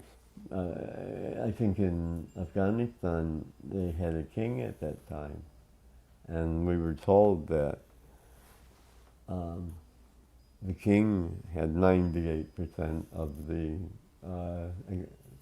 money in his possession. The people were living on the other 2%. I don't know if that was true. It seemed like it. I went to the hospital. I mean, you couldn't even buy murine there. A man was showing me that his boy had like this discharge from his eyes. He said he had it since he was born. It was something you probably could have gotten eye drops from over the counter here. They had no treatment for it. I went to a hospital. They had no air conditioning. All the windows were open. There were rooms full of people waiting to see doctors. I mean, it looked impoverished. It looked worse than the most impoverished hospitals I'd seen here. And people told me at the zoos there were three-legged animals and dying old animals. It was scary. And when I first came back to New York, I realized that we're not as technologically advanced as we like to think. I mean, I could still hear the engine running on the bus. It was still an old gasoline engine. In Afghanistan, they were rebuilding cars and buses from the 30s, and they would replace the metal with wood. So they had these wood panels with scenes of Afghanistan painted on them. It was quite exotic, but it would be a Mercedes-Benz bus frame, and we were on a bus where, at one point, a man with two women, a mule, and a goat got on the bus. And the driver would stop and barter with people whenever he saw anyone along the road. I mean, it was a whole other world. People have a lot of time because they don't have the money or the means. And it was strange. I wasn't sure I was ever coming back. I thought I might die. I got something. I had a fever, and somebody gave me some medication, and I took it. And I don't even know if it was what, but I went into almost like a coma, and then... Where was that? It was in Kabul. I was staying in a hotel where a room cost 15 cents in American money, except I didn't have any American money. And you could have dinner for 10 cents. And for about 6 weeks, we were getting dinner from the restaurant, and the hotel was letting us stay. The owner had studied in France, and he spoke French, and I could speak French too. And also, the owner's lover seemed to be very interested in Peter, and between them, so they were very kind to us. But so was it sort of being gay made it easier when you say that? Well, In most of those countries, the relations with women are very prescribed, and most of the women from European countries were regarded like heathens or totally immoral or amoral people, and so were younger men, for that matter. We hitchhiked in trucks. Some people were very respectful, and they felt their religion was telling them to respect these people, but others felt they were fair game. They didn't believe, they weren't believers, and the way they were carrying on and dressed and conducted themselves was not proper by their standards. It was strange. Did you film when you were traveling? No. Oddly enough, I took one film with me, and it got stolen, and I used the outtakes to reconstruct it when I got back. I was going to take my camera, and I don't remember what happened, and I kept thinking, if I could have filmed, even if I had to wait to develop it when I got back. No, I didn't, and I lost all the things I had. I had a bead of Shiva that someone gave me as a necklace, and I... Just quickly, so this is like an early part of your time overseas in Europe. Yes, and it so was you very traveled close to the beginning. early 70s, but then you settled back into Europe at the end of this journey? Or No, I never... Well, when I left, I was sharing an apartment that my friend Danielle got from the city, and he put our names.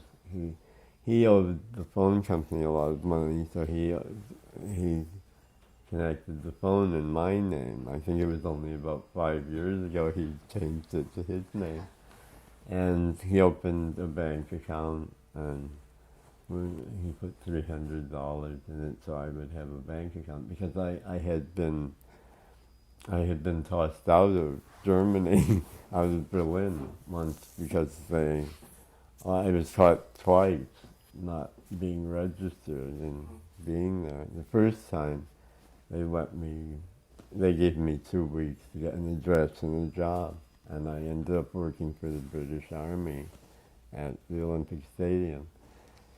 But I must say, and it's still true today, I sometimes have trouble dealing with the formalities. I have to. But somehow, for the most part, things seem to work out. It's like, for no good reason, something happens that solves all the problems. And whenever I get too involved in the problems, and oddly enough, Clark is coming around to this too, because he used to get very upset and get very angry. And I've been telling him this for years, and slowly I think he's beginning to see it, that it's not worth upsetting yourself. I mean, things, they're really, I feel like there is some purpose or design to it all. And so you were basically floating until the late 70s? I mean, moving around? I think it was in 78 when I stayed with my brother before that. My brother and I lived together. The lease was in his name. And when I got this apartment, I think that was the first time my name was on the lease anywhere. And that was 78, did you say? Or is that right? April 1st. April Fool's Day. And it's hard to believe I've been there that long. Because before then I was going from place to place. I often didn't see people ever again. I was having relationships with, I've been trying to get in touch with the man, the sexologist. He retired just before I left. I am in touch with Danielle. He's teaching now. He's teaching film at the Free University. We were talking. I managed to online. And to get a copy of Luna by Bertolucci. I thought Clark liked it. I was trying to get it for his birthday. Turns out he hated it. So maybe he only saw part of it, but it had haunted me a lot. I thought when it first came out, I looked at it again. I am just amazed at what's in it. And I didn't understand it that well the first time. But some of those images, the scene where her son goes from a theater where they're showing Marilyn Monroe to, I think it's in Niagara, to his mother flying above the stage in an opera, singing grand opera, and also he remembers her from looking up. She's bicycling at night, and the moon is in the sky behind her. I realized that the mother was an artist, and her way of sharing was to give of herself. And I realize that is true of artists, that they sometimes are not that in touch with the people they care about and who they live with, because they have, we have to go very deep inside and give very freely to accomplish a work of art. It's not a casual thing. Many people think of it as a hobby. I don't think you can really do it that way. You have to really give yourself up to it. It's the same when I'm dancing. If I'm carrying on a conversation or describing what it is the music does for me, I'm not doing it. It's the tetragrammaton.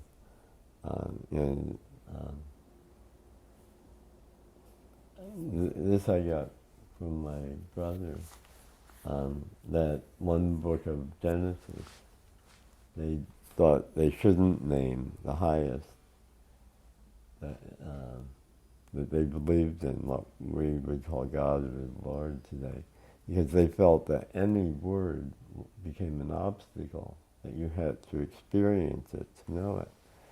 And then years later they thought it looked strange to have a blank there. And after much debate, some people, they came up with 2 syllables, 2 Hebrew characters, and it's what is mispronounced as Jehovah. But my brother said we don't know how they pronounce it, but it would probably be Yahweh. We have to stop and change that. Wave going back, but I guess, I was just, you left New York, you're on this spiritual journey. Is there a point where you felt like it was resolved, but you're still in Europe? There was a point at which I felt like I had failed. It was after I was in Kabul. When I was coming back, I was fighting with Peter.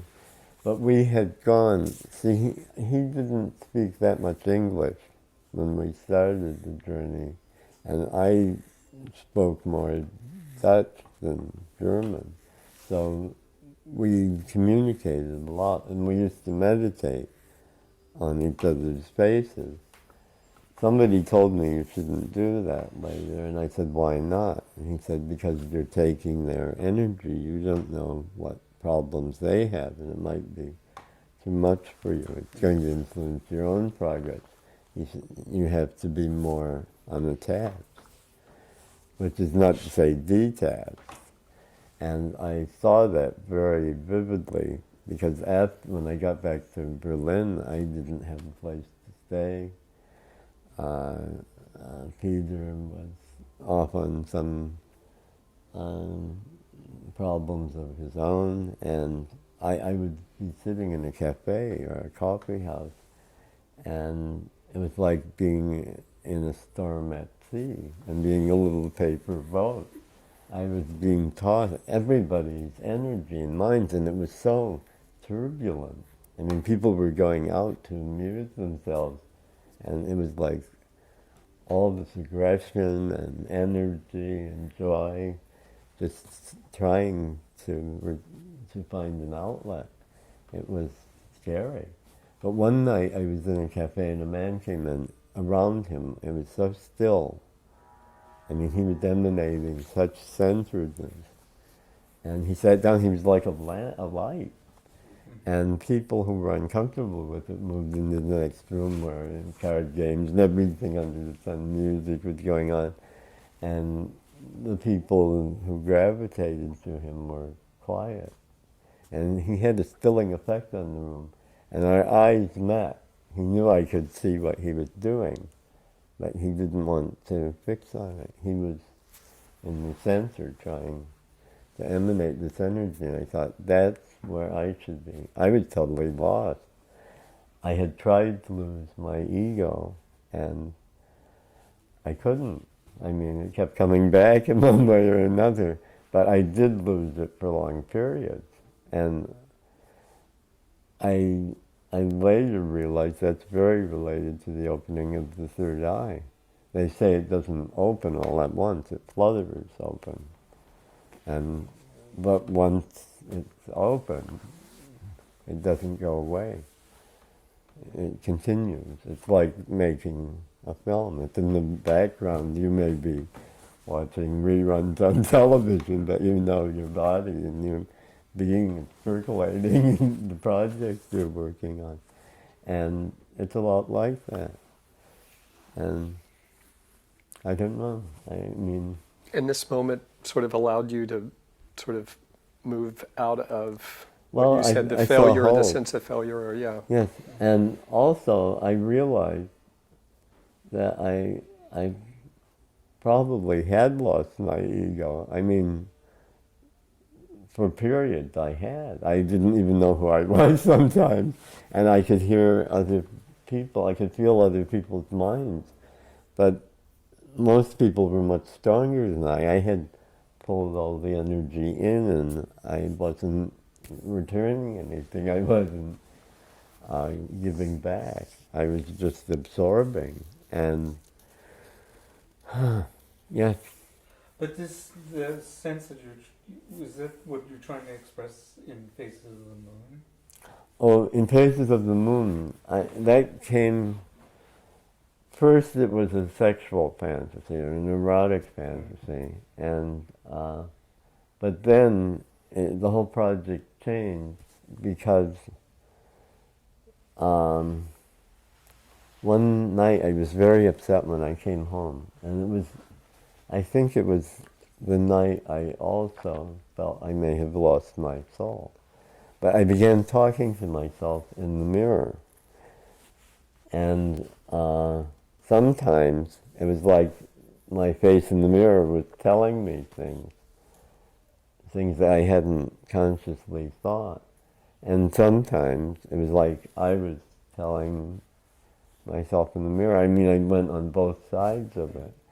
And then I thought, well, why just two identities? We're many people. There are many people inside of us. We don't even recognize them and we don't attempt.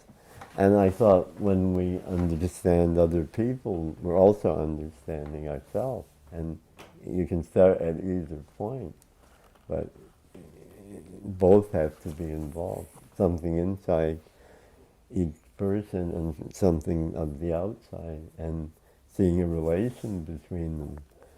When you can see yourself reflected in other people, you understand something about seeing it from the inside and the outside. And you can keep extending that. Well, I was in so many countries where I didn't speak the language, and I was meditating with my friends, and I went farther out of myself than I realized, and I couldn't get it back.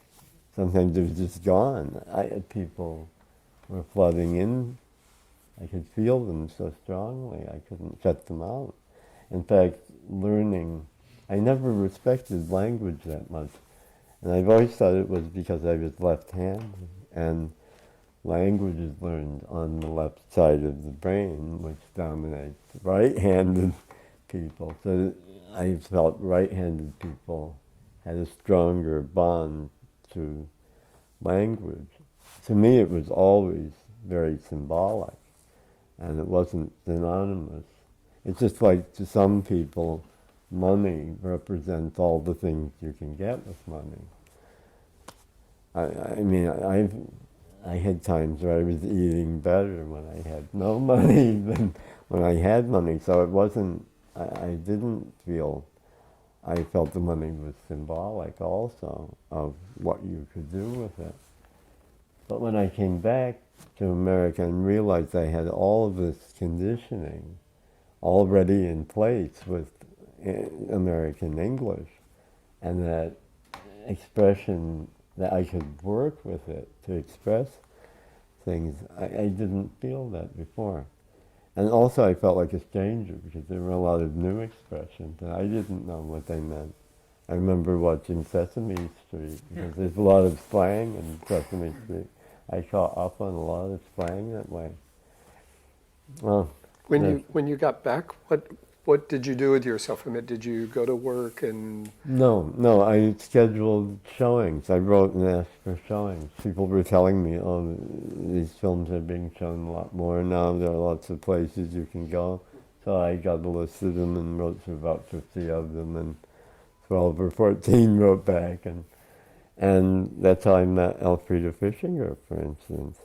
I was, John, in LA, who was doing he actually had the Los Angeles Times coming to see experimental programs, Kevin Thomas. And my friend Peter, who I traveled, the German friend, had moved to San Francisco. And I had it showing in Vancouver. And I came from there to San Francisco and stayed with Peter and his wife. At this time, they had married, and he had a visa to stay here. He became a citizen later, and she had a brother in LA, and we went down there to visit him.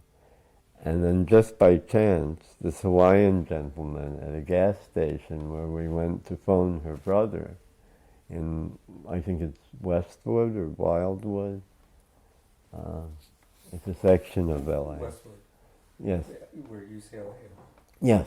Yes, exactly. And I later went there with Elfriede to see Madchen in Uniform, the German film, which she remembered being banned by the Nazis.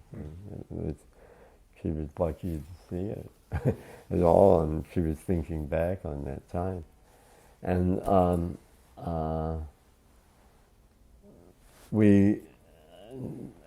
Bill Moritz wanted us to, after he met me, he wanted to introduce me to Elfriede, but Elfriede said something like, look, I'm going through too much, I can't have anyone in the house. But then we met this Hawaiian man who had his license taken away because he assaulted a policeman who stopped him. And he was picking up his car and he wanted someone to drive it. So he said he would let us go anywhere we wanted if I would drive his car for him. And he ended up putting us in the Culver City Hotel, which I think is the one that the Munchkin, the midget troupe that played the Munchkin stayed in. And then Kevin Thomas. Oh, and also I was told, Kevin Thomas is going to come see your films. There's no promise that he'll write about them, but if he does, it would be very good. And I said, there's only one condition, that he not meet you. He just wants to see the films. He doesn't want to be influenced by the filmmaker. So I came down and I had to bring the reel. I had it at the hotel. And I was in the projection booth, and we were talking. We were in no rush But just as I came down the stairs, I ran right into Kevin Thomas. He had also delayed a little, and I thought, well, there goes the review, even if he liked it. But he gave it my program a very good review. It was the first really good review I got. And he said that it was sort of diaristic and not easy to follow, but that he felt at least some of these films would stand the test of time. And well, that afternoon, Elfrida called us and invited us up to the house for lunch, and I ended up staying there for about 3 weeks. And she showed us all of Oscar's films, and she had a device. I think I told you about it. I don't remember. She had a device which Oscar had invented. It was a screen with different lights in the frame, and when you touched the screen, it made patterns and some shadows. She had to turn all the appliances off to plug this thing in, and she and Bill did just an amazing show. When it came time for me, they said, no, all of you have to express yourself. You have to get up, and we like to see what's inside of you. When I got up, my fingers were, sometimes I was drumming on it. It was like a canvas pulled very tight, like the head of a drum. But I started to think about the center, and I began pushing on the middle, and the light got so bright when I did that, and all these colors were flying out. And the next thing I knew, all the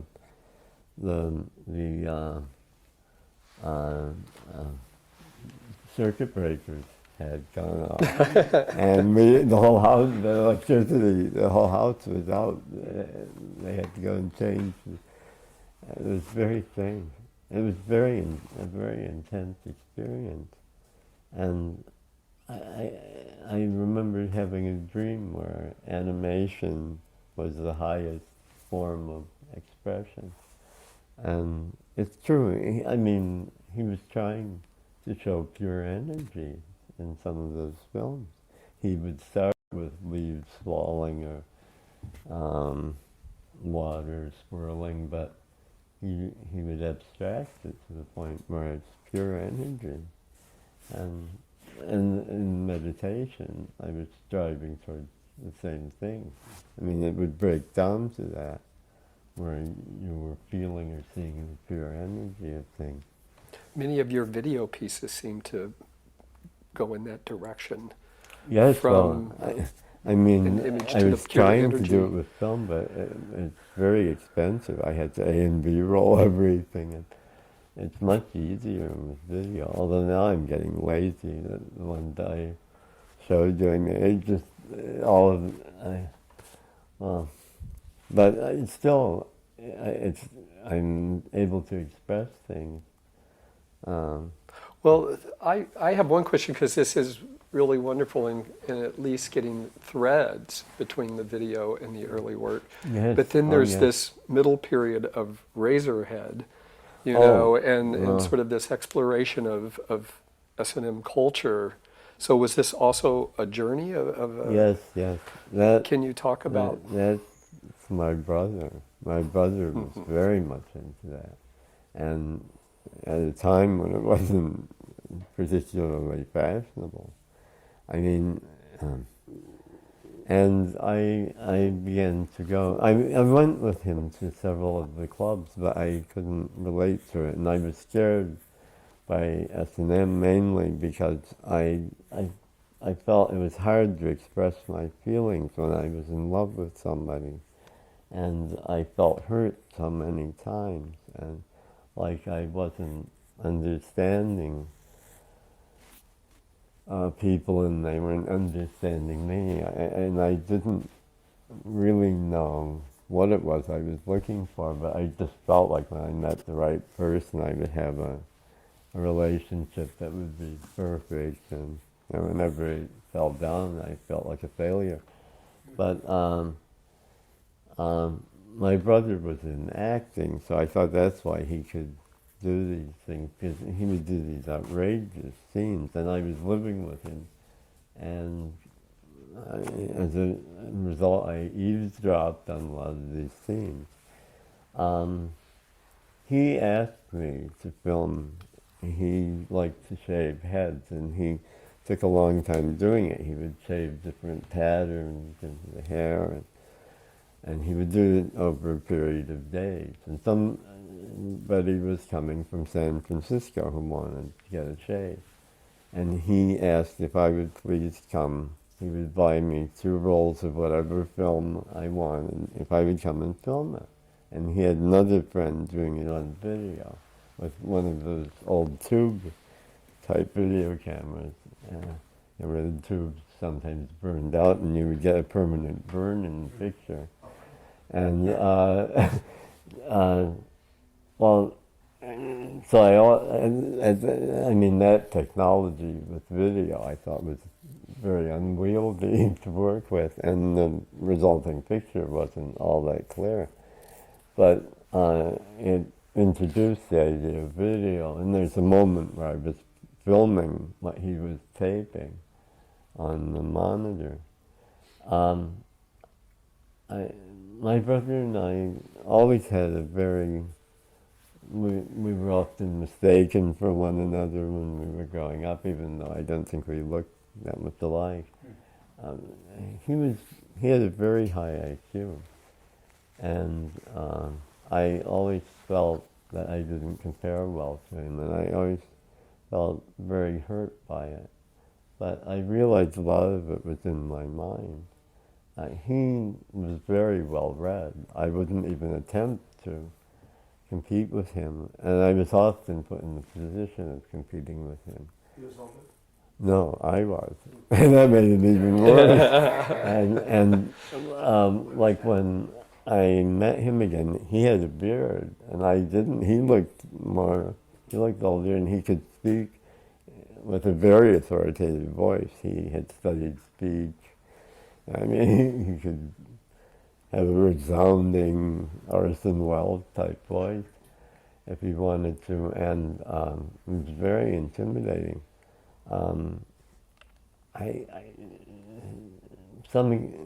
We ended up sleeping together because I hadn't seen him for so long, and I always felt there was an undercurrent, erotic feeling between us. And I somehow knew we both were gay. I think he knew it too, but we weren't sure. And I think for about 2 weeks we were lovers, and then we went to visit our mother for Christmas, and we became brothers again, and got on each other's nerves, and the whole thing changed. But I'm not saying I condone or condemn it. I mean, it just happened, and I'm not promoting. It's not something I feel. That's true in Luna. When I saw it, I guess it didn't strike me as much as seeing it again. When she had the affair with her son, trying to help him, I didn't realize how far off the beaten track that might be for some viewers. I think that limits the potential audience for that film somewhat. But it seems very much in the mother's character. I mean, she is the consummate feeling artist. She's all feeling. And she has trouble giving to the people close to her because she's giving it to the whole world. She's leaving it for anyone and everyone. And I think that's the only way you can do it. There's a scene where she goes to her voice coach, who's very old now, And she says at one point, "You told me I would hate my voice one day." And she says, with tears in her eyes, "I think that day has come." And he hasn't looked at her since she came in. He looks up at that moment and he starts to sing along with the record. And I mean, I didn't realize how much that film is affirming art and the need for art and the need for people to create it and what that involves. And that you do lose something, and that it is a gift you're giving. You're trying to give something more than yourself. But were you already moving in the direction of a more sort of explicit sexual imagery before these experiences with your brother, or do you think that journey with your brother? Well, it was the explicitness.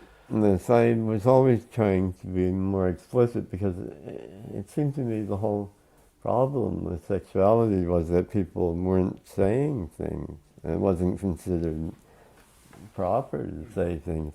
I mean, some people didn't know that gay people existed because it wasn't nice to talk about it, and a lot of gay people felt that way too. This isn't for a conversational topic, and it was very difficult to realize you had those feelings. I mean, there were always other explanations, and I wasn't sure there were people who lived, when I was in Florida. But I guess I mean from the early films, I mean in the late 60s, Yes. they're erotic films, but there's Yes. a movement in the 80s and the 90s to sort of erections, ejaculation, and that's what I mean by a movement into a more explicit erotic language. The only thing that held me back was that in the commercial area, explicit material was breaking out, and it was pornography, and it wanted to be pornography. And I wanted to continue doing art, but I wanted to be free to do those things. I think it was actually Robert who said, in regard to the Audrey Beardsley illustrations for Lysistrata, which I think we saw at the Museum of the City of New York, the one that Huntington Hartford was doing the film series at.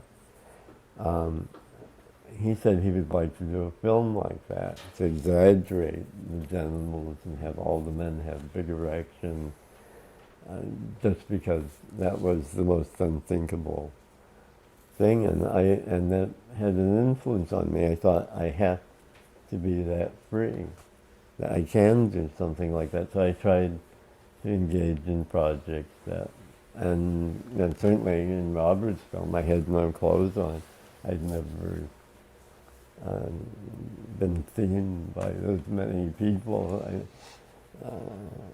I was at projections of it. Sometimes people didn't recognize me, and it didn't, at first it bothered me. I was afraid. And it's strange, before that, Gregory was filming Robert nude. He's nude almost throughout Eros Basile. I was present for part of that filming. And then Gregory was nude in Robert's film. I remember taking those films and some others up to Charles Bolton House, who lived with the critic. Parker Tyler. Parker Tyler, yes. And Parker, I was taking them to show it to Charles Bolton House, but Parker was sitting there. I think he was in a wheelchair, in fact. And when they were over, he said, "I just have one question. is this, and I said, yes, what is it? He said, is this the new avant-garde, not to have any clothes on? And I realized that all three of us did film to one another with no clothes on. But it was a taboo then. I mean, people were being arrested, and especially male genitals were much more controversial. I mean, because when women were nude, if it was lighted right, it wasn't that explicit, but if a man had an erection, that was very noticeable. And I guess they thought it was potentially too educational for people who didn't know about it. And there were many adults who didn't know about it besides children. I just wanted to go. And then with my brother, a lot of the issues of why he had to hide these things, and he was only open to a point. He was very open, but in some contexts he wouldn't talk about things that I knew he was very intensely into. And I somehow just wanted to push it, and I realized also that the worst censorship is the feeling inside of yourself that you can't even think of something, you can't conceive of it. And I was determined to take that away. I didn't feel I had to act everything out and dramatize and visualize everything, but I think it's between people. It's if you have limits, whatever they are, they limit everything between you and that person. I don't think that means you have to run out and have intimate contact with everybody. But you have to be free to think it, to realize when it's there and when it isn't there. And I think the worst censorship is when censors get you to censor your own thoughts and even dare to think of something. You know, in Brussels, they didn't have actual censorship rules, but the law was that a citizen could go to the nearest police station and bring obscenity charges against any bookstore, any theater, and if it wasn't thrown out of court, they could be prosecuted.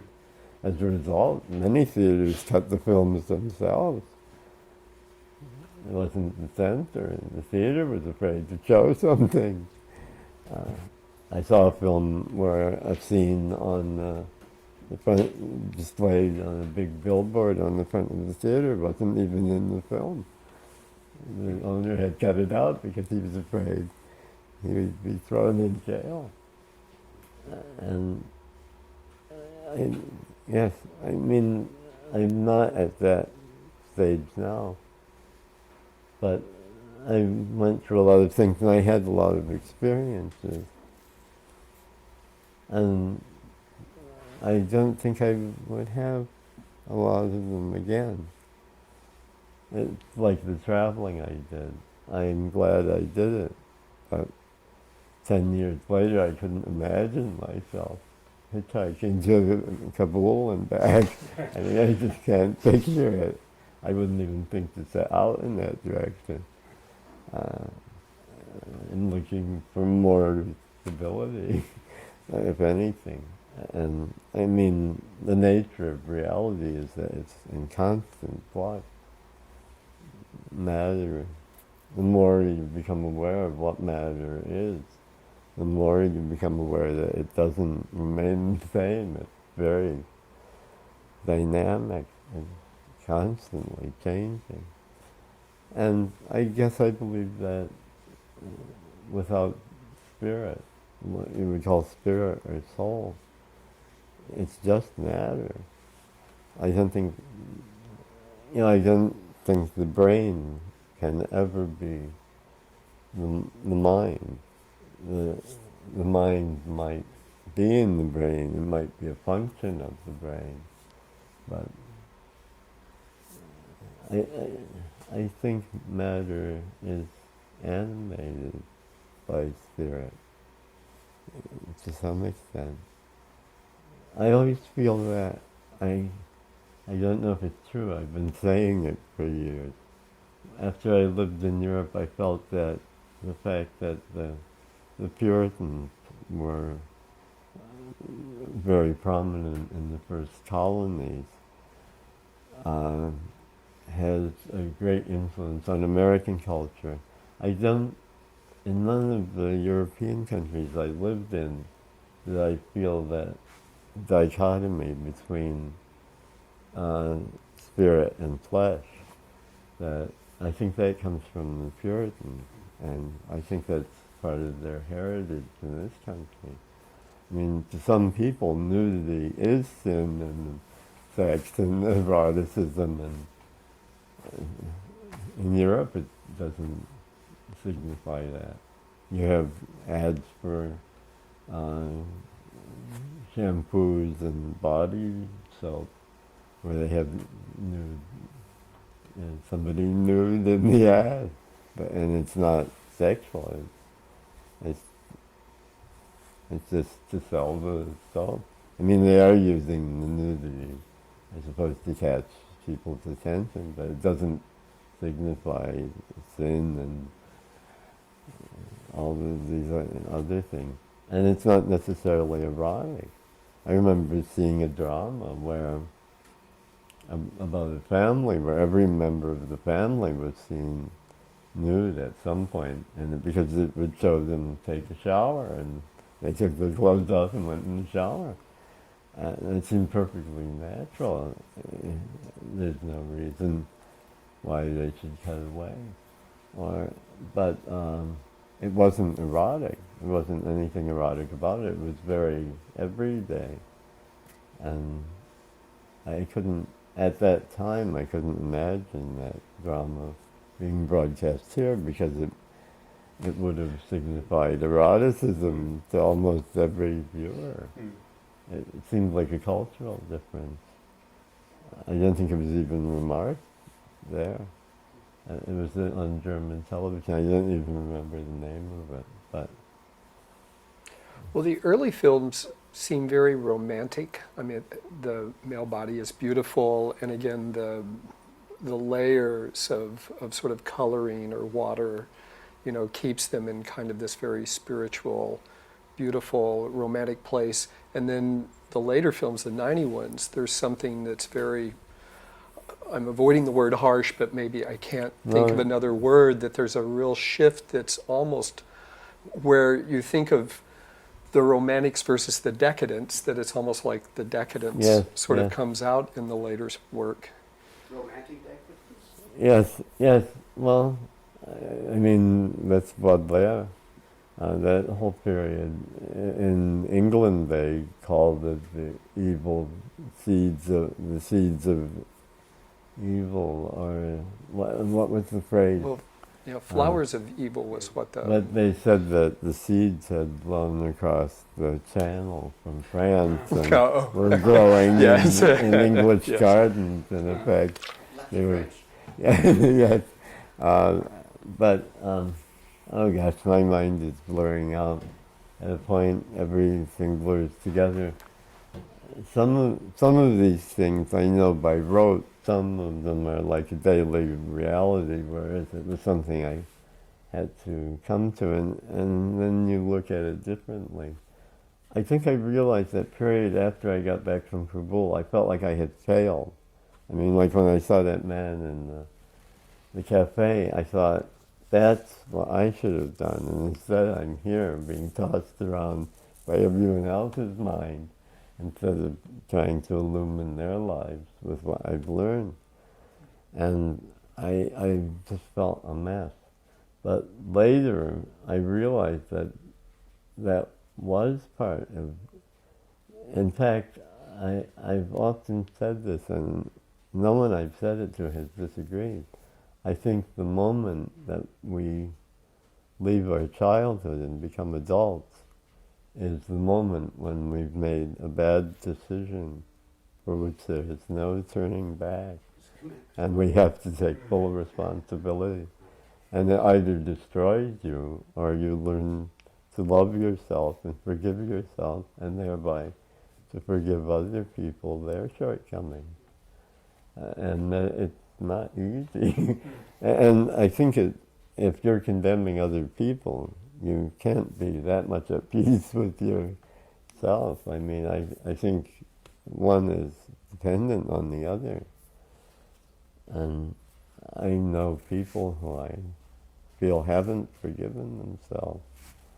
And it leads to a lot of pain because they are very harsh on other people too, to the extent that they haven't forgiven themselves. They haven't forgiven other people either.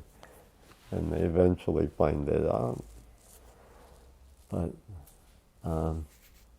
I get angry sometimes, but when I'm calm, I think I can forgive almost anything.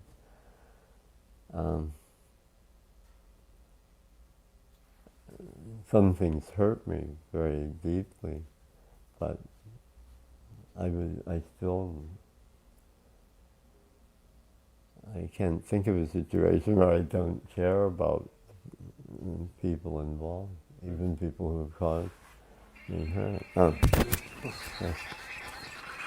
I was trying to get a ring that would be distinctive. It works. I know. It works. I haven't heard this anywhere else. Yeah. Yes, hello. Well, maybe we should Yes. call it a day. I'm sorry? Yeah. In fact, Yes, I yes. have to go pee. So how should I do this? I think we're folding let's up call here taking bathroom break now. Yes. Oh, sorry. soon, and then I'll come back. Were you sleeping? Oh, I think I know what it is. Well, one of them. It's the tape. Is it a tape? Oh, I didn't. Oh, good. Now I'm wondering where the tape is. Yes, I'll be back soon. Yes. We're still rolling, it's 2 minutes, and you can just Yes. wind it down then? Oh, stop. What? Oh, okay.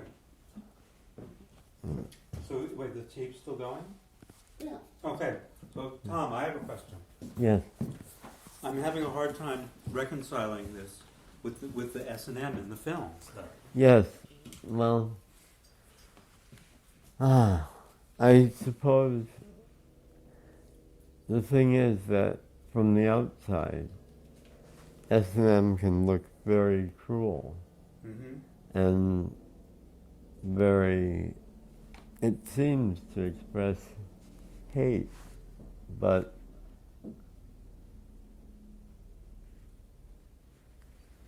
and I must say it's a very confusing area. You can lose your way very easily. Sometimes it expresses great love. Many people who are topping in S&M, I think most tops have this experience that it's the bottom who's writing the scenario. Sometimes they're not aware of all that they're writing. My brother felt that it was important to give the illusion of the bottom, give the bottom the illusion that they had lost control. He felt this was mostly because they didn't accept the things they wanted to do. So they're saying, you make me do them, then it'll be your fault. Tough love.